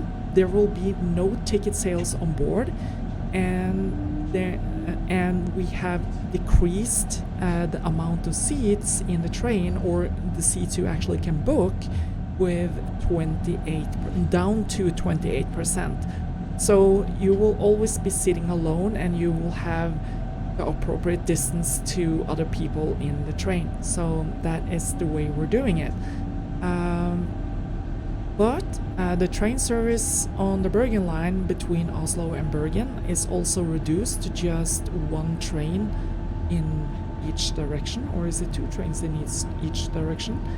And the night train is cancelled, the day train is cancelled, but the morning express and evening express is running.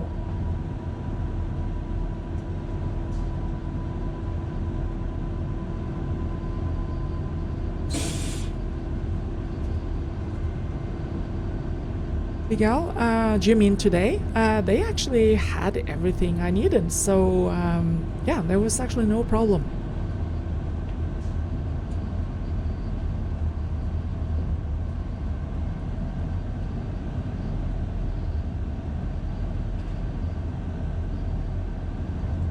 You are welcome, Steve Blanco.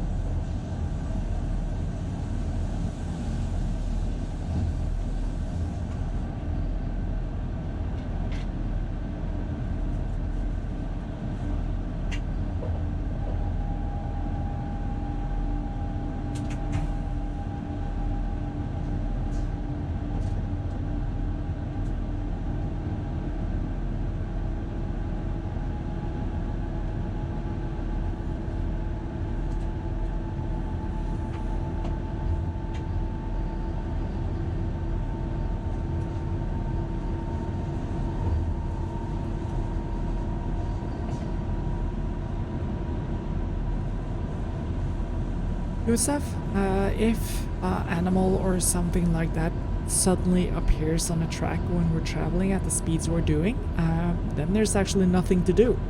It is something that is going to happen, and it has happened, and yeah, and that is just part of the job.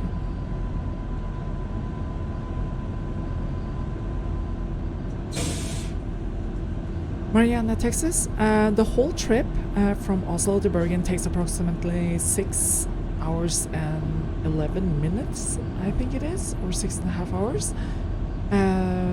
Yeah, that is the whole trip. But there's actually a driver change when we come halfway at all, which you will see. So we don't do the whole trip because that will be basically beyond safety.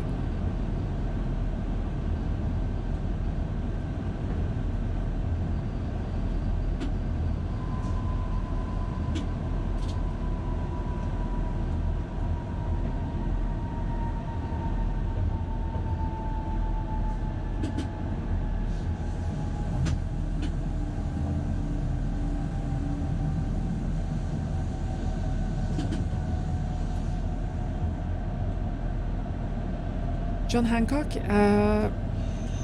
first-time visitors to Norway, depends on what you're actually used to, but we're basically very much like any other European country.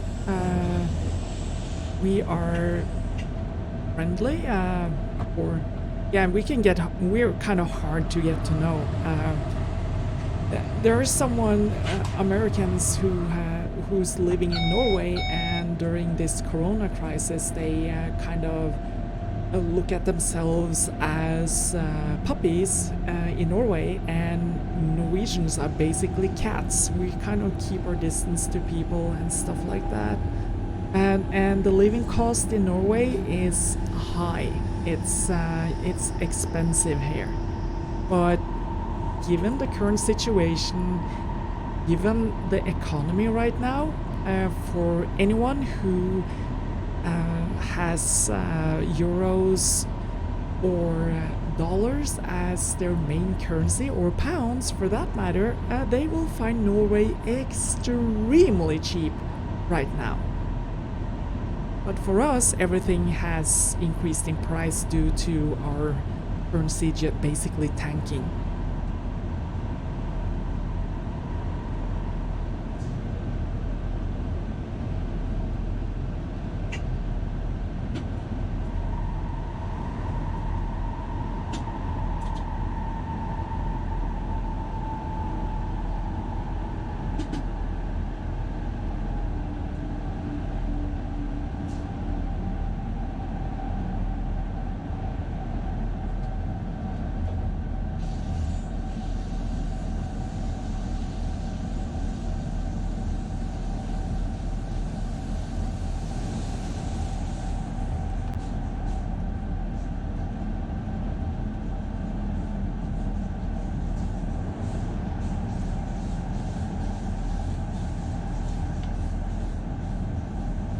Catherine Savage, in September, our amount of daylight, it starts to get dark at around 8, if I'm not mistaken. That's when kind of the sun starts to go down.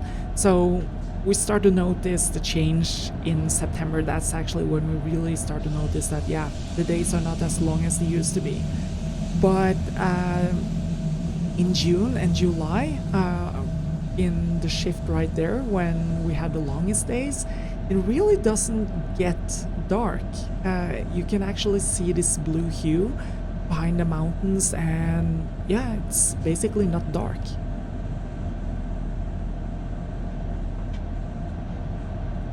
Greg Ryan, if I don't stop on stations that are not marked in the schedule as stations you are going to stop on.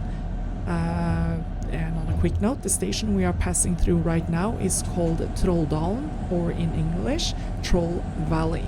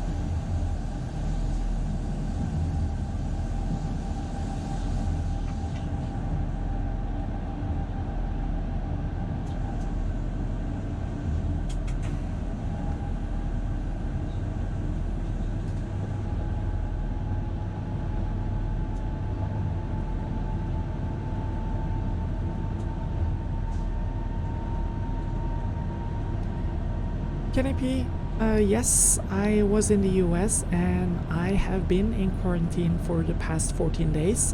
So my last day of quarantine was yesterday. So this was the first day I could rejoin the new society, which is keep your distance.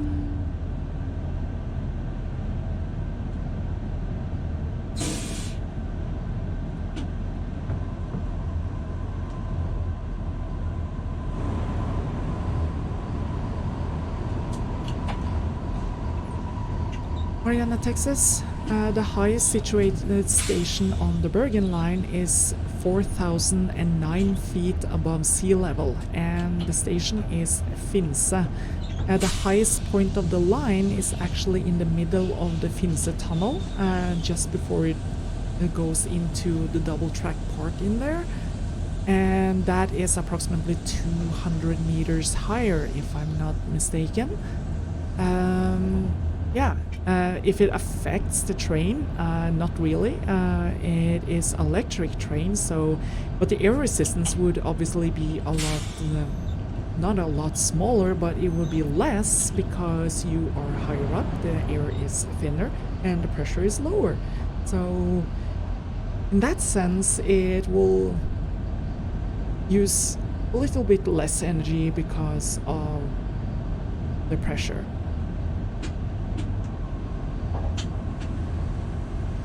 And by the way, Finse is actually the highest situated station here in Northern Europe.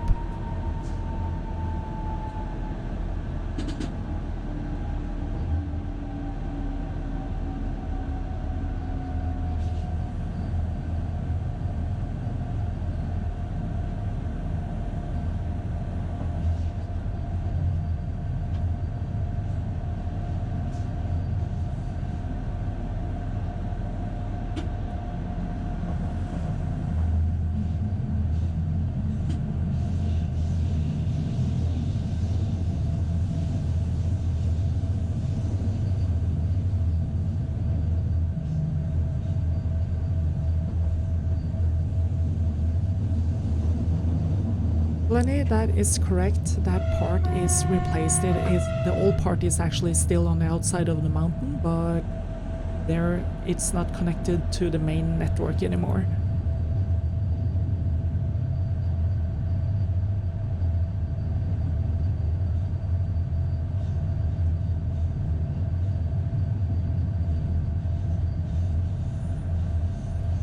Papao, that is actually not very far away.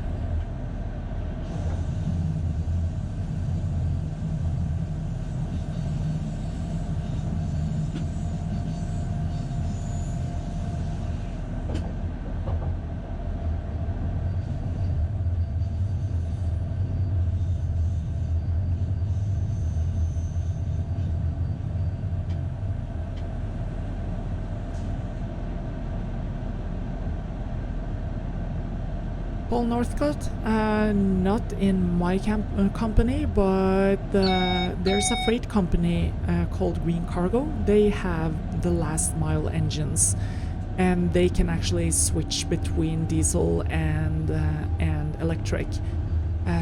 But I think they are the only company in Norway right now that is actually running hybrids like that.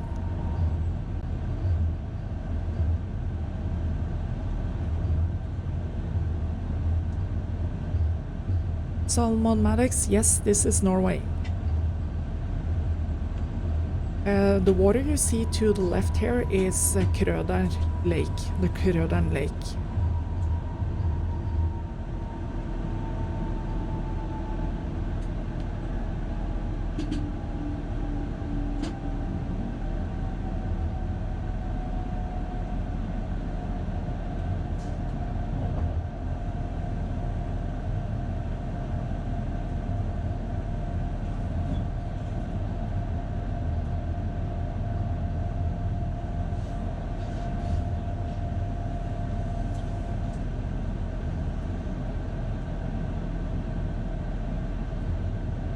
Thank you, Watcher 818.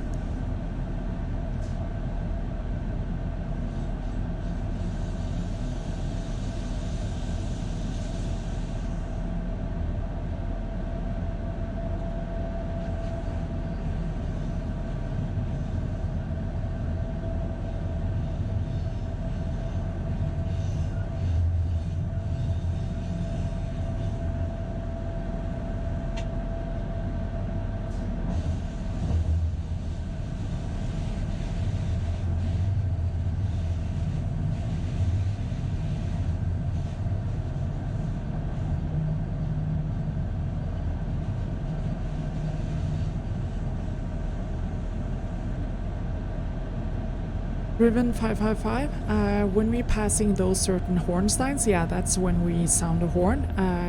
And basically we also sound a horn if there is a need to do it. So if someone gets too close to the track or someone gets too close to the platform edge, we also sound the horn. So the horn is basically there for warn people to get out of the way.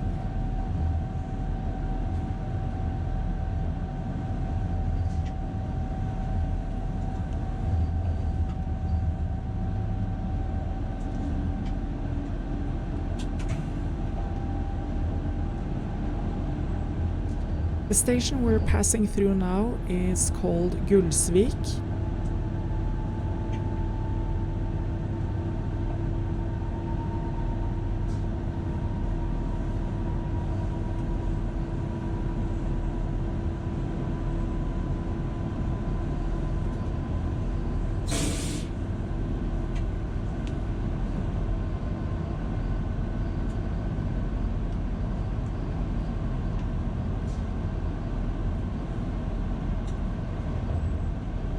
Thank you so much for the super chat, Shark Girl.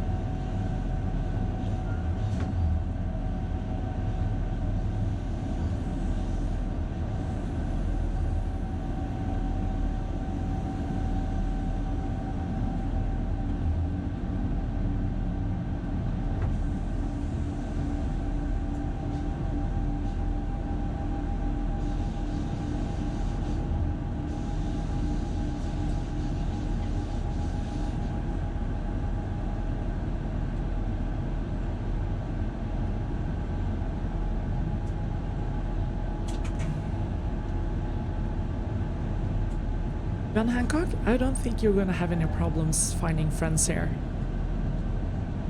And we love Brits.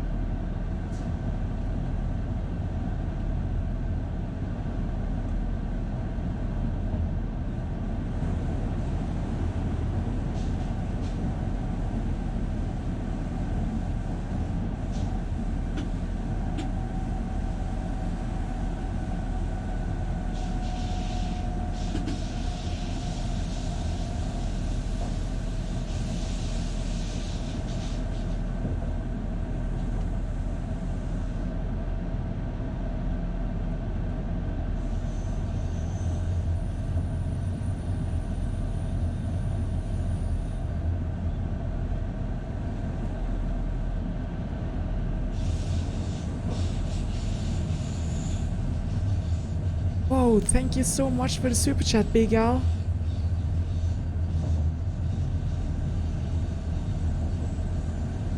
And the water you see to your left here is the Hallingdal River.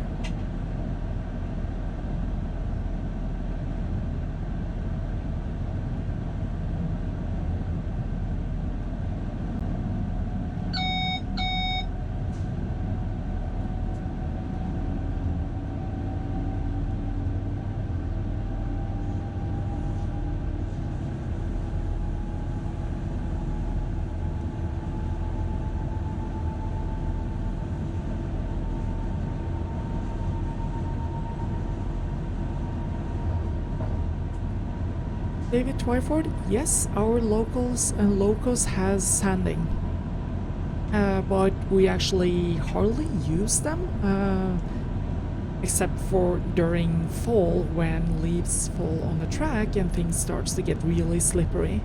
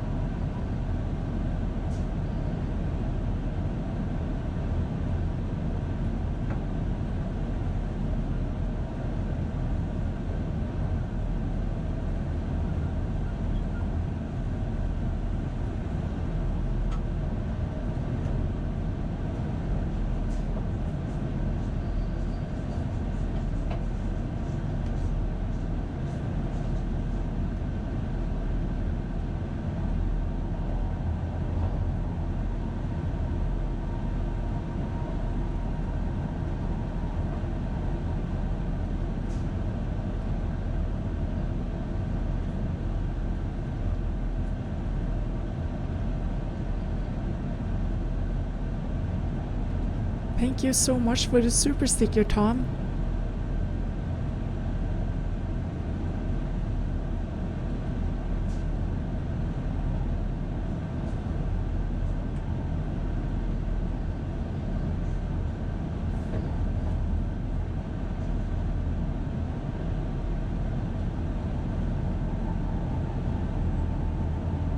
David, if you're talking about the cable that is running in the conduit next to the track, that is mostly fiber optics and the return current cable. And they can only see where we are when we pass a signal. In this case, we will be just between Gulsvik Station and Flå Station, which we are entering now. That is actually what the traffic controller sees, and they know that the train, when it runs onto the block after Gulsvik, it is going to use that amount of time before we reach Flå. In this case, we're entering Flå. It is actually a stop for only stopping here on request. And I have already been notified that no one was getting on, so I just reduced the speed to see if someone wanted to get on the train. But since no one was here, no point in stopping, and we'll just continue onwards towards Bergen. And back to the cable conduit and how they know where the trains are. We also have GPS on the trains. So there are systems that know where we are, per se, more precisely. But for the traffic controller, it is basically that they see you have driven out onto certain blocks on the line. And let's take this case again. As long as I'm on this line block, there isn't possible for them to send another train out on this line. So as long as I'm here, nothing else can pass, because it wouldn't be possible for them to switch the lights from red to green, and that is a safety aspect.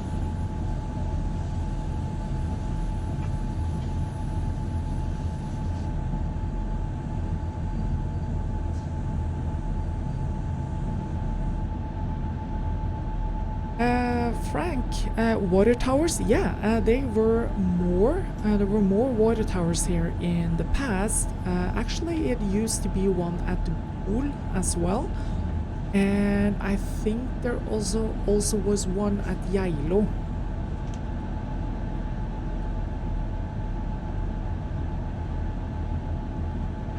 BL264, I can tell you this, if you take the whole Bergen line, the cell coverage is about 50%. So after you leave Oslo and the east part, there is hardly any cell reception along the line, especially in the tunnels, and you won't find any reception up on the mountain except for around the station areas and cabin areas.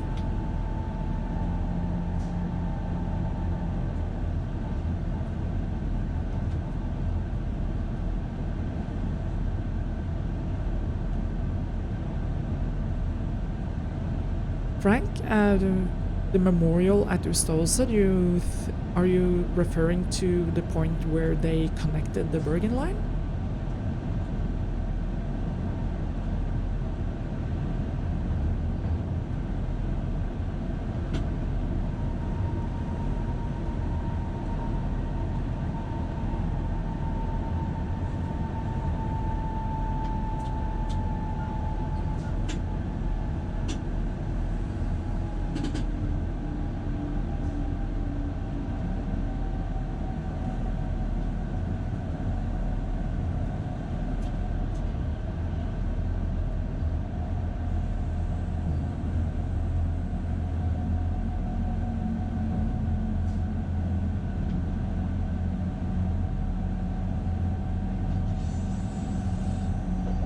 (327) Chev, if someone is running after the train, they basically came there too late, and that's on them. Yeah, and thankfully I don't smoke.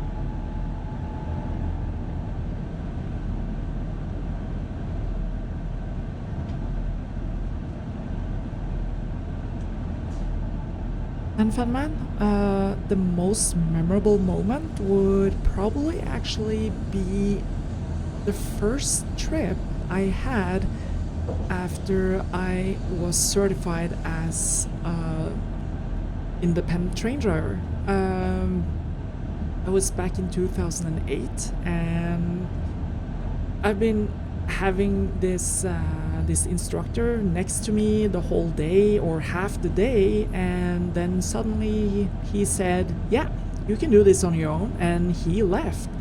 So I drove by myself in the local service from Oslo S to Lillestrøm, and when I had switched end at Lillestrøm, I was like sitting there and looking over to the side, and there was no one there, and I was thinking, now what? It was basically, yeah, you have achieved something you have strived for such a long time and studied so hard for, and suddenly you're there, and it was just kind of surreal. And almost every day after that, I have been thinking, when I see out the window and you see the nature we're driving in, and it's like, yeah, this is actually kind of cool. I'm driving trains.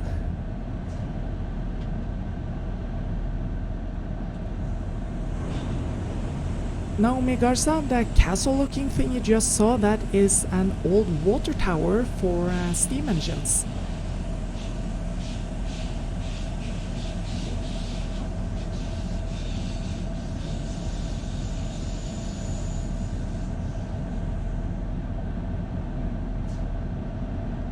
J. Johnson, there is practically almost no cities of size in Norway if you compare us to rest of Europe, to be honest. Yeah, Voss is like 15,000 or something. I think it's 15,000-ish. Oslo is, I think Oslo is about 600 or 650,000. Bergen is the second largest city in Norway, which is approximately 250,000, so yeah.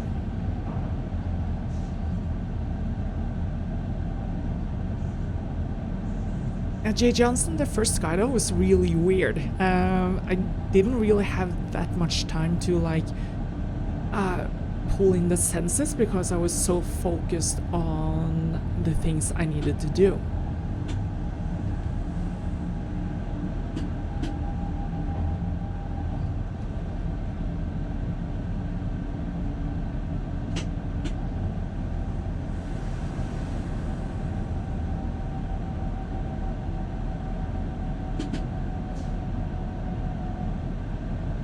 J. Johnson, Trondheim is the third largest city in Norway.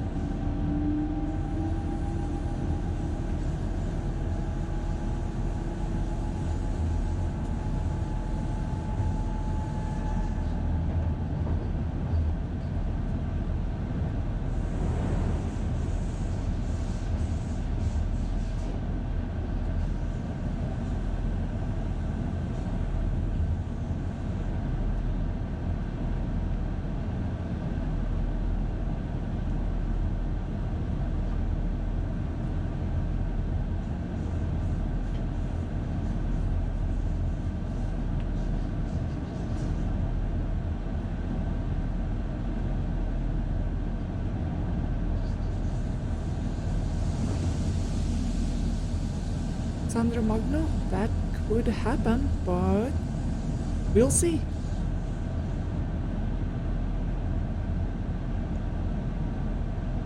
VK24, no, it's actually no speed restrictions during hot weather in the summer, except when it has been hot for a very long period of time and the track has expanded to the point where it can have the sun kink from in different places, they can reduce the speed on a section of track just to be safe, and they can also suspend the traffic altogether if it's not safe to run trains over the section, or if they think that the forces from the train will eventually make the sun kink happen, which is actually the case. The station we're passing through now is called Bergen, and it's a technical station and basically just a place where two trains can meet.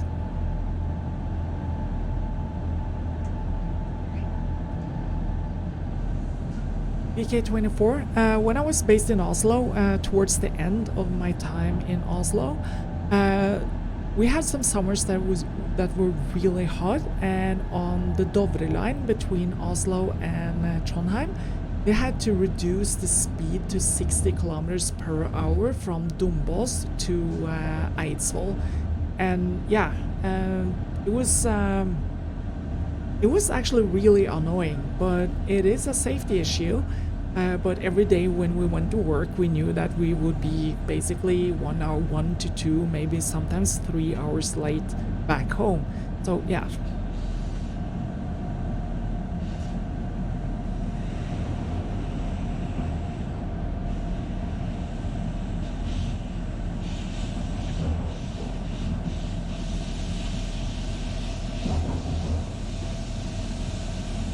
Frank, yes, you actually missed the water tower.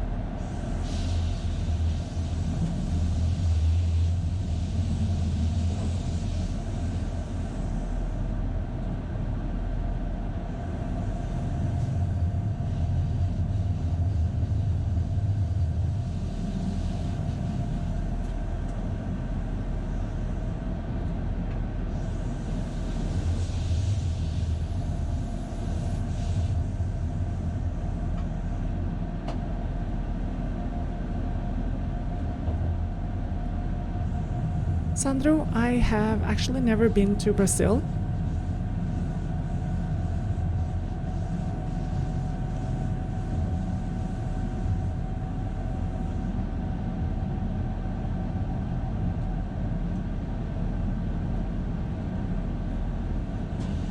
Mariana, Texas, that was the depot in Oslo, and we stay at a hotel downtown, so I think the distance is approximately 1.2 kilometers or something, so basically 1 mile.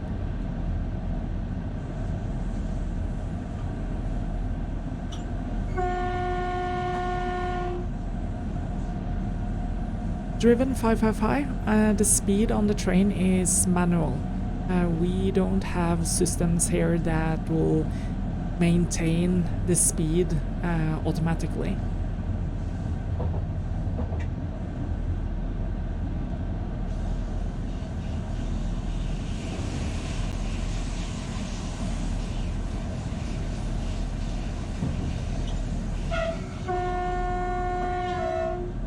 Big L268, yeah, I actually did play some games. I am trying to set up a huge Megalomaniac map in Transport Fever 2, which I have just basically put in everything and all the mods I would need, and I was thinking about streaming that as an episode-based thing where we actually build a railroad empire together. And the other games I've been playing, I was actually playing a game called My Friend Pedro. It is a level shooter thing, and I would say that the game is so insane to the level it is basically the child of the Matrix and John Wick. So My Friend Pedro is the result if John Wick and the Matrix had a baby. It is completely insane, but so extremely fun.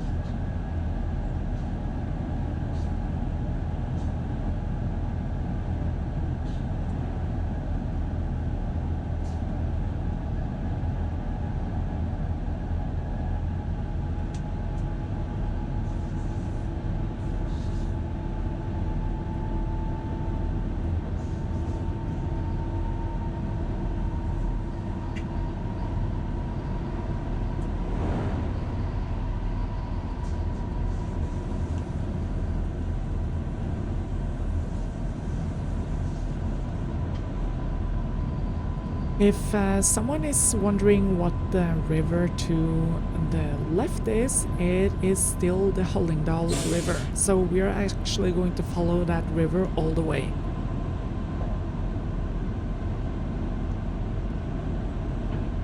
Ryan Johnston, I am safe, healthy, and kicking. Had my last day of quarantine yesterday, so I rejoined society today. And on Monday, I am actually going back to work.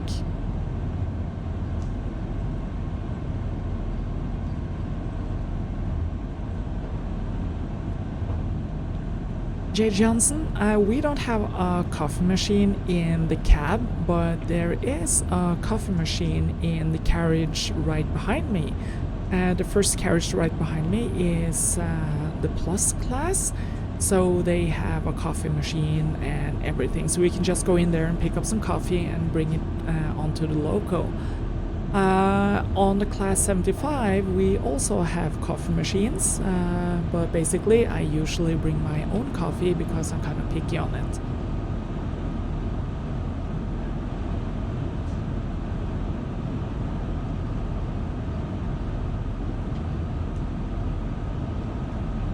Sandbag, I'm actually looking forward to go back to work on Monday.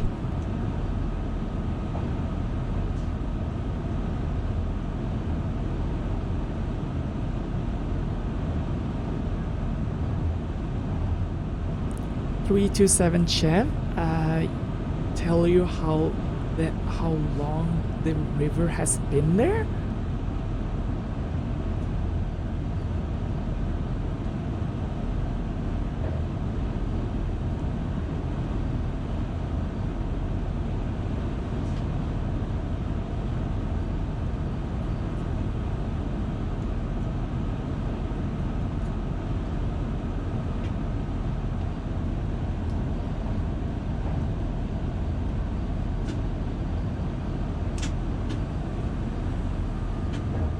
The station we're entering now is called Nesbyen.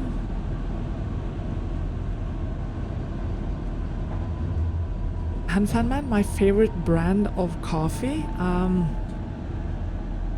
I wouldn't say I have any particular brand of coffee I really like, but it's more basically where the coffee is from.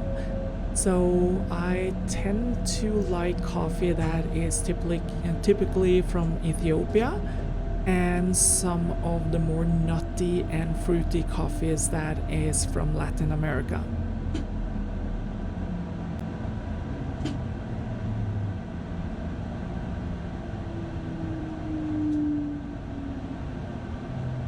Yuri? No, there is no other driver on this train that will take over if I need a break, and that's why we are not allowed to drive for longer than 5.5 hours maximum before we need a break. So on this trip from Oslo to Ål, that will be the longest part I will be driving before I actually have a break. So typically, if you're a driver based in Oslo, you take the loco out from the depot, you drive to Ål, you have a couple of hours of break, and then you take the return from Ål and back to Oslo. That is basically what you do if you're based on the Bergen line in Oslo. In my case, if I start my day at Voss, I could be driving into Bergen, couple of times to Arna, back to Bergen, have a break, and then do a couple more times to Arna and go back to Voss, and that will be my day. So we do have some air, and 10 minutes here, 10 minutes there, 30 minutes there, and sometimes an hour, and sometimes 2, it depends on where you are. But the general rule is you're not supposed to have more than 5.5 hour consecutive driving.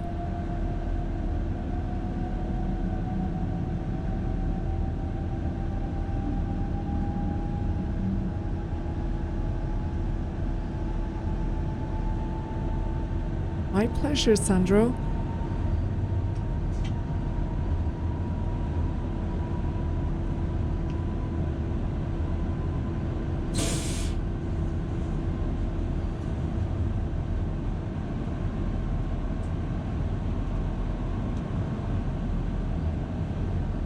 J. Johnson, yes, the conductor can bring us coffee when we do have time at stops, and they usually they ask beforehand, before we start the trip, do you want coffee along the way? And typically places where we are fed coffee or given coffee is typically at Hønefoss and at Ål and Myrdal. Sometimes Finse, totally depends.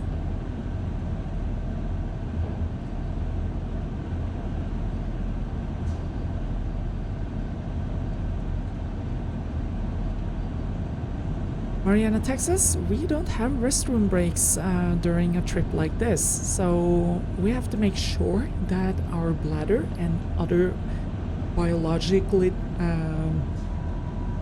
deposits are actually empty before we go to work. Thank you so much for the super chat, Douglas.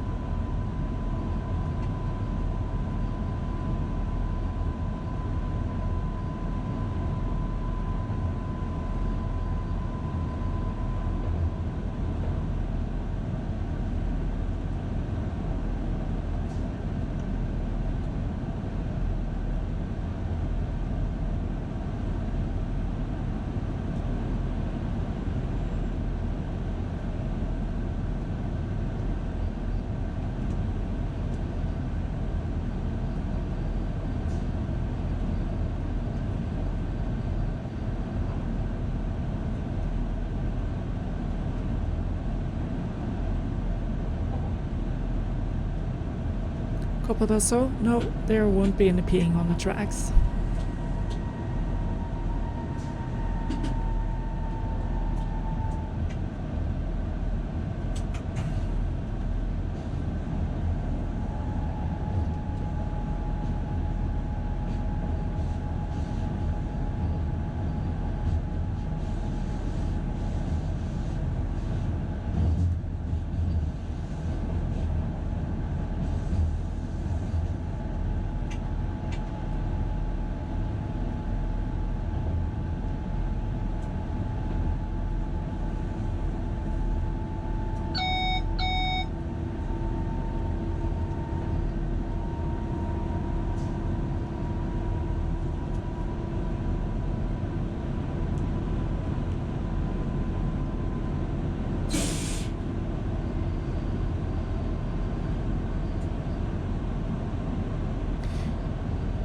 Bob Anderson, there's actually several places that is worth taking a look at between Flåm and Oslo. It actually depends on what you like and what road you actually choose to drive. So but in the middle between east and west there's actually not that much, but you have several places along down here in the river, like Nesbyen. They during the winter they actually do sled riding with dogs. There are actually several places. There's actually also a meteor crater in this valley. I think that is in Flå, if I'm not mistaken. Never been there myself, but I've heard it's quite interesting. It's really old, so it's nothing that you will like see you would have seen without like knowing it, because it's now grown to like overgrown. But when you're told, you can actually start to see the features and see the impact area and stuff like that, so it's quite interesting. And there is a bear park here and they also have wolves here in this part.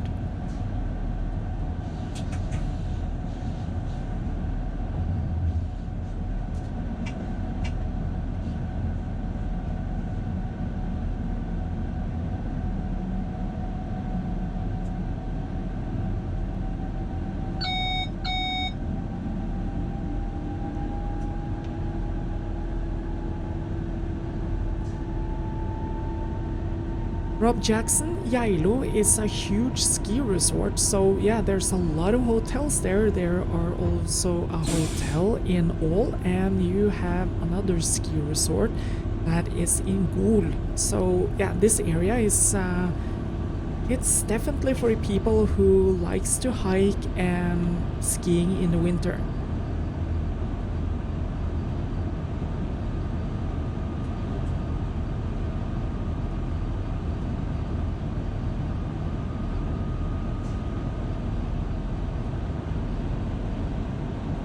Miguel 268, yes, and of course you have the trolls.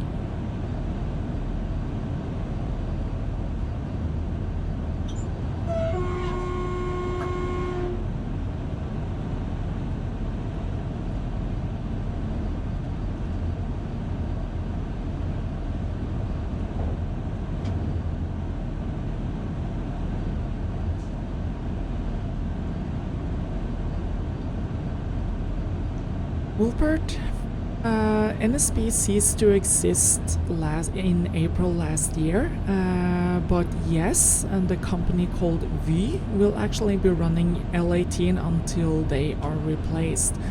And when those engines will be replaced, we don't know, because we have to rent them from another company called Norske Tog, which is the company that owns all the rolling stock in Norway.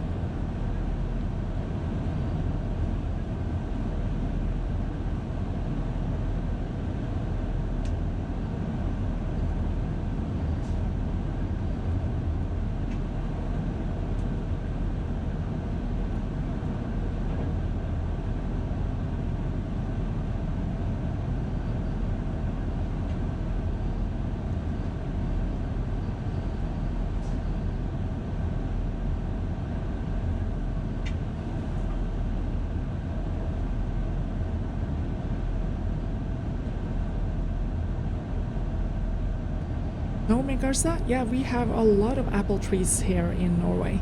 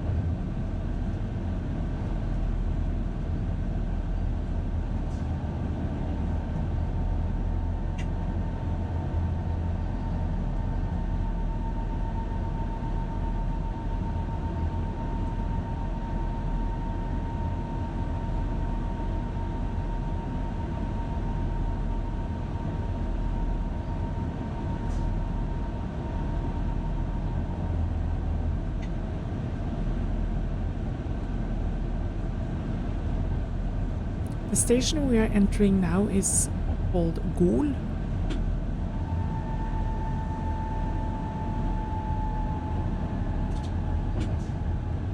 David Twyford?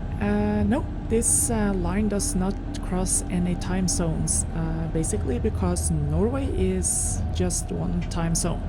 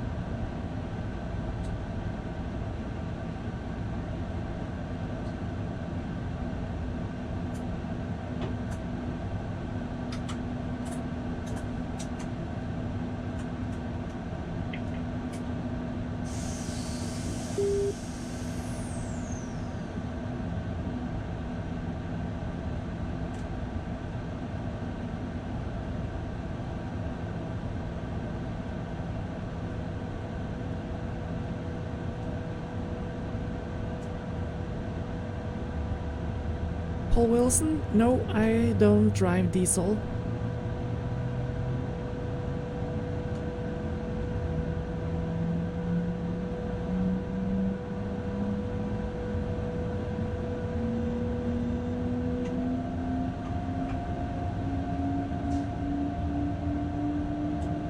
David Twyford, but we actually do have some schedule hassles, and that is during the switch from daylight saving. So that can end up with you having a really long shift.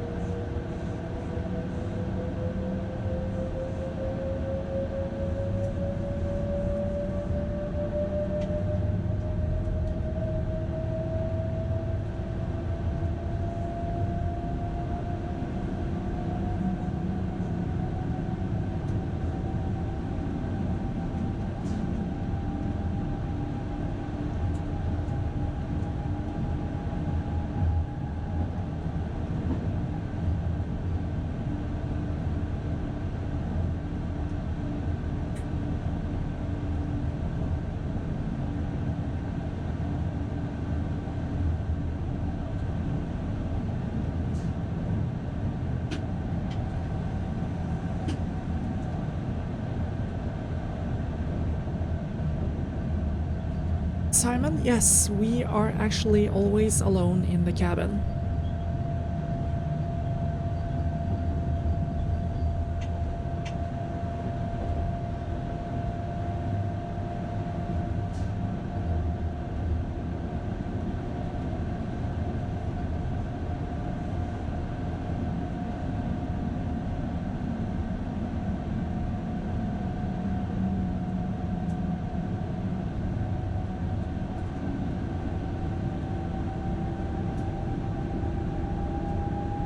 Thank you so much for becoming a member, Patrick.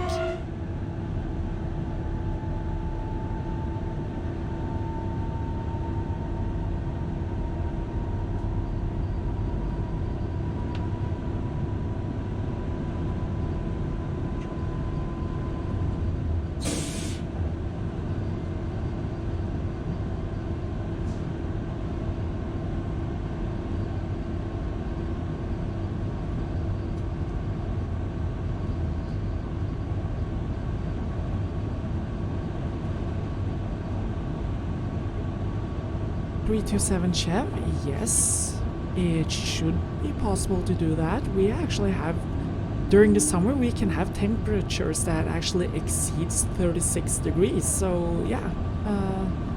And then I mean actually Celsius, so sometimes the summers here are really hot, but usually the temp is between, like, during the summer, between 20 and 36, somewhere in between there.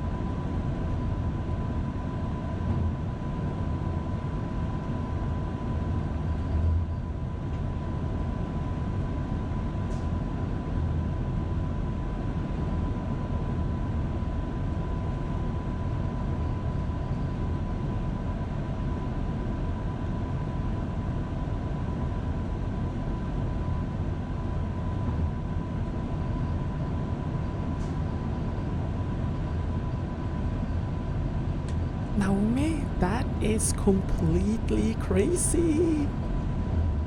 I think the warmest experience I ever had in California, and of course that was in, I think it was in March, end of March, it was actually 102, and that was in Los Angeles.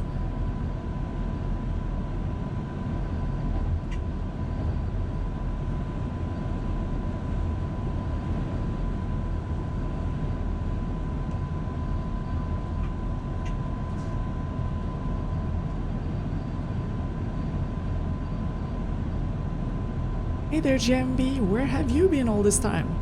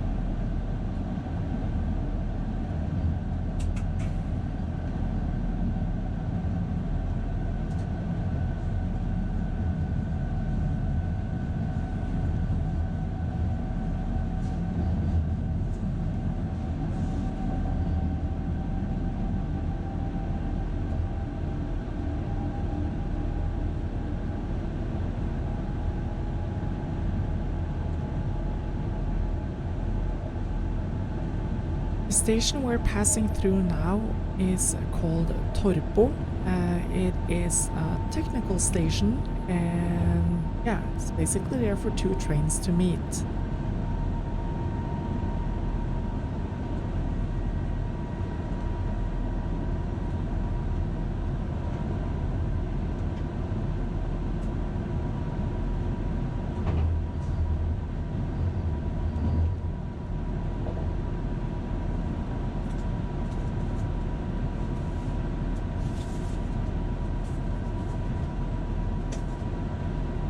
Sandra Magno, no, nothing that has been tragic, but the most extreme experience I ever had driving in snow was actually the time when I was taken by an avalanche. The train was on the rails and everything, but it grinded to a complete halt due to the amount of snow.